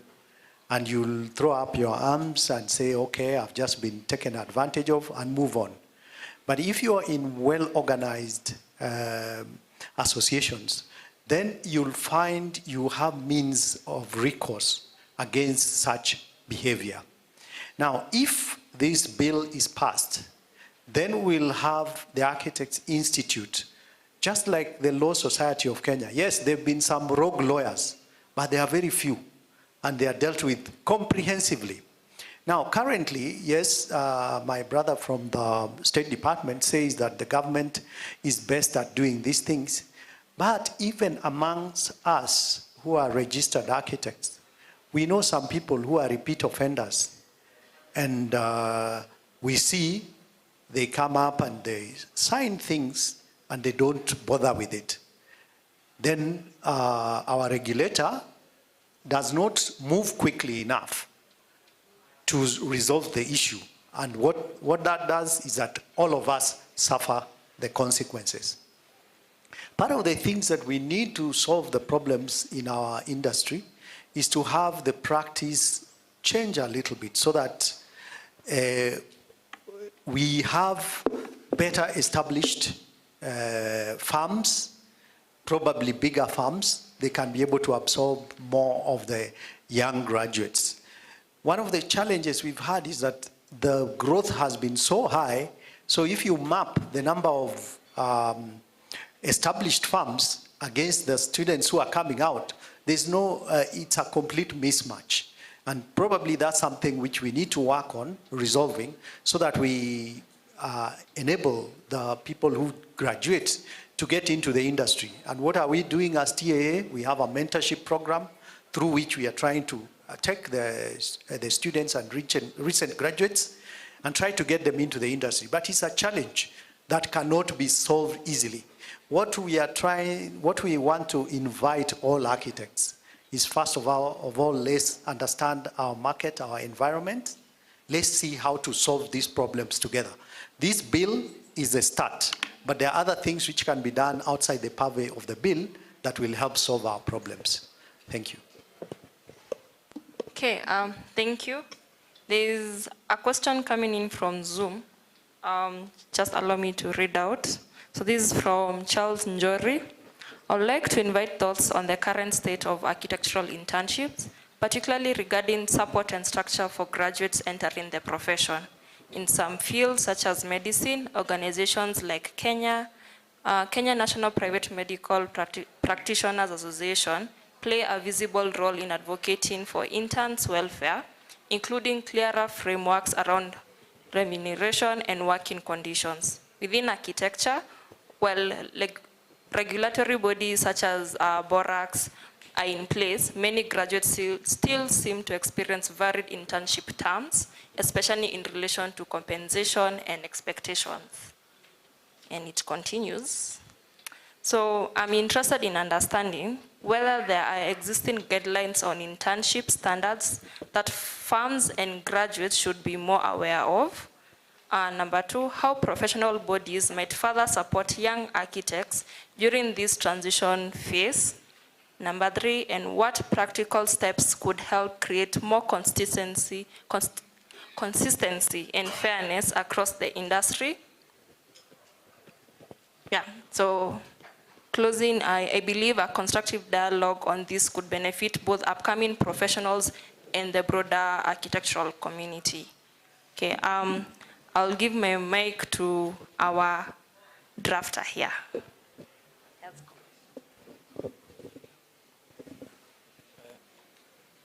Thank you so much. I want to speak just like a professional in terms of, because what we are dealing with now is a professional bill which could apply to any other profession.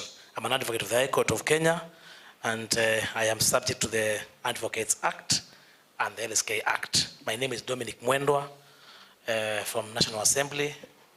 I have participated in the drafting of the bill before you. Of course, working together with the team from TAA.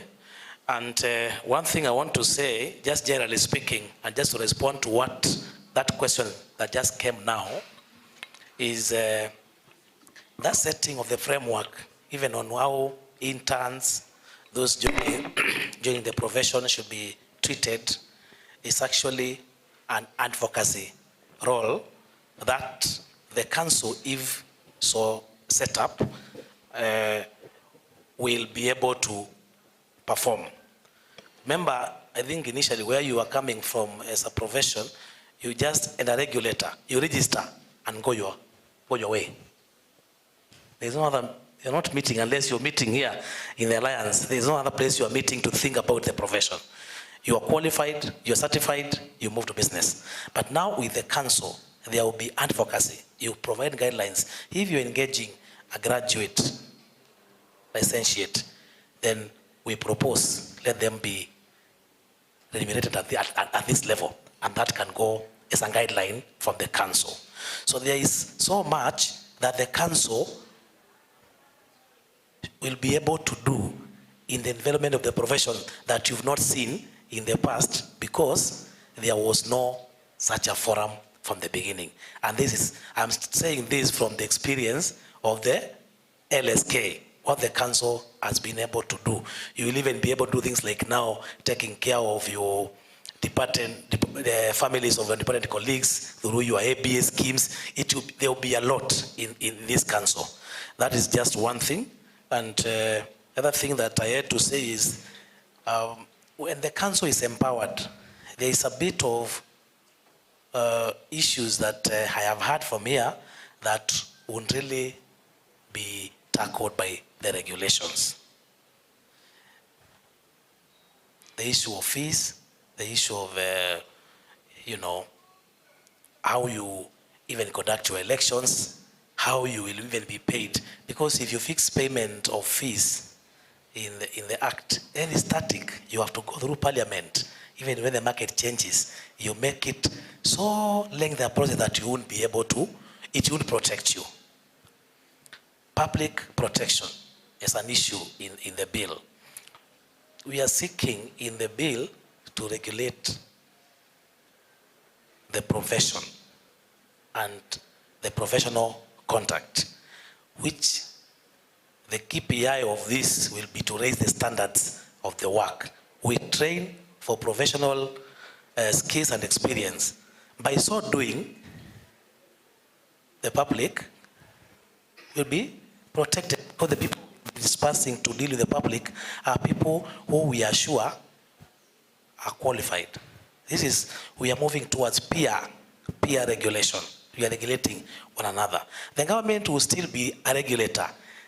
In the work we'll be doing, we are regulating ourselves, and the government will be there. The NCE will not change. All those other regulators will also be there. They will be there regulating you, but your regulating is peer regulation. And that is why we are saying, we are proposing, and that is what is happening in LSK, that this council is composed of purely members of the profession. The government should not come in. Those in government, I think in government is the best, but they will regulate from the other side, and we are on this other side. Then now we meet. And you will see also as architects. Advocates are sitting in most of the bodies as board members, see in JSC, whatever else, because this council has been able to lobby for that. Where will the advocates sit? Nowhere, because who is lobbying for them to participate in some of these boards that are being formed? So there is a lot in this bill in terms of general speaking. Of course, technicalities, we are still working on that, but generally as a profession, there are more benefits in forming yourself into a council, because you'll be able to lobby together as a group. Thank you. Thank you so much, Dominic. Because of time, you'll allow me to just... Can I add just one small thing? Okay. That is from the question. The TA has a very, very robust mentorship program. We have 20 students every quarter. Not students, these are graduate architects who we are able to give placement, and then we put them under a very structured program, send them to sites especially, so that they're able to learn to cross the bridge between theory, which they had been doing in university, and what then happens on site. I've seen a couple of people who have offered their sites to these mentees. Thank you very much. So far we have done 60, and right now we are just about to graduate the next 20. They finished a program, right? Yeah. They finished last week. So we're actually at 80 now. This was cohort 3. No, we're at 60. We're at 60. Yeah, we are now at 60. We'll be graduating them soon. So one of the things we want to do now is to make it then a policy via the institute, then to have such, where the institute then will be able to award the people who are giving sites to the mentees some form of remuneration in the form of CPD points. And also maybe we can see how we can engage the training levy. What are they called? NITA. To engage NITA then to see how that also affects your bottom line. So these are things that we are pushed on, but we needed proof of concept. We are happy to say that 60 mentees have passed through the process, and we will continue to push it through. Thank you. Can I just quickly respond to Wahome? Okay. Wahome, all of us, I think, have seen our forefathers building without architects. But previously there was the concept of the master builder. The master builder develops skills because of doing something repeatedly. And I think what we should be doing if we establish a council is to plug in the concept of prior learning as recognized in TVET, so that it can lead to recognition at various levels. One of the things we tried to do previously, which we tried to borrow from LSK, is what to call the certificate from Borax. All of us get what? What do we call it? Hata mjui. Nasikia hapo wanasema practicing license or practicing certificate.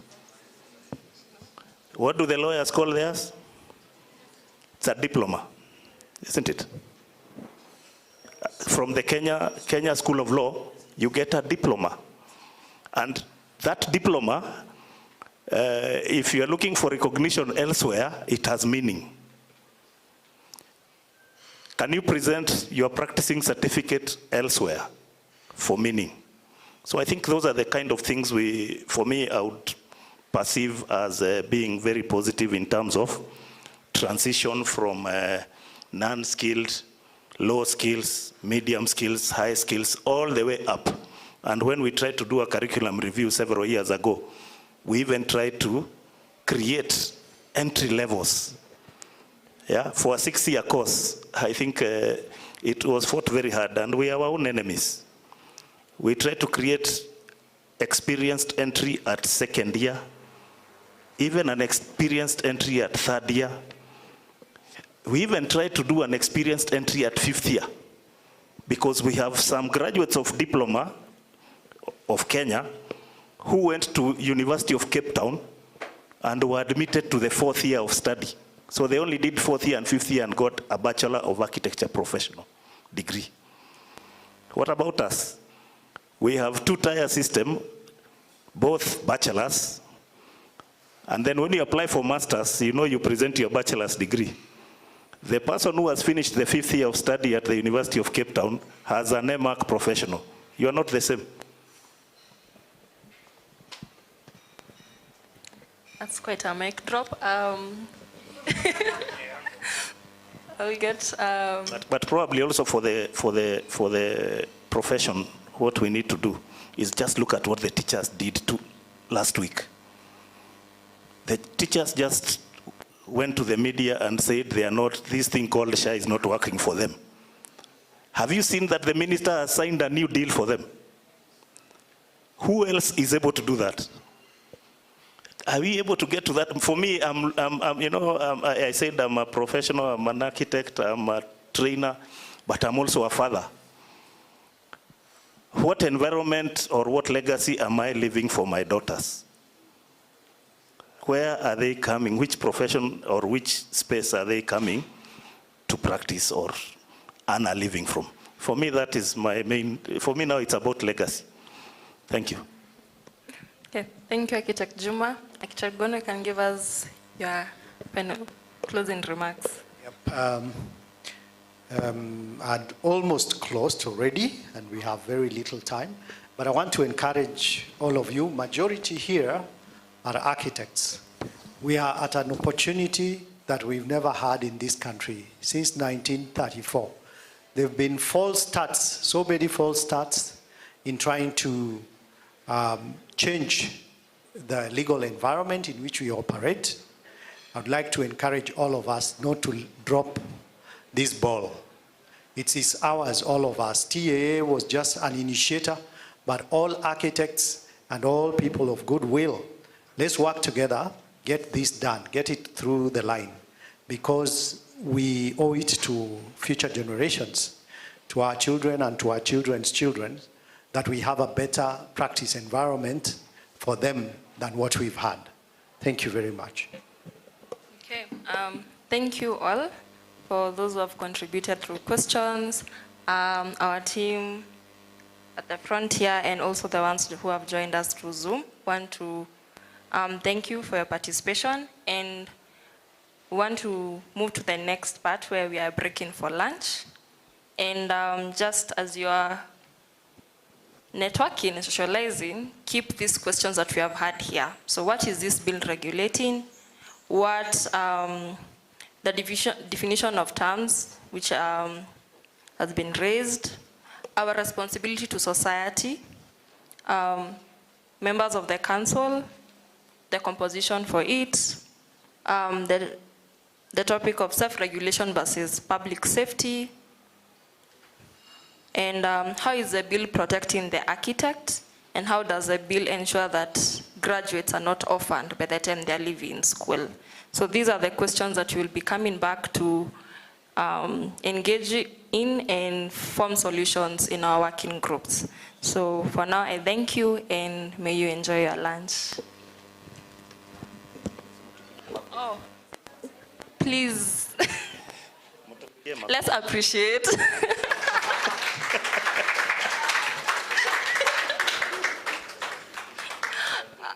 Okay, well, where we are going for lunch, through the main where we just got in, we'll be directed to the restaurant, and yeah, we'll have tables reserved for you. And then we'll be coming back here at 3 p.m. Yes.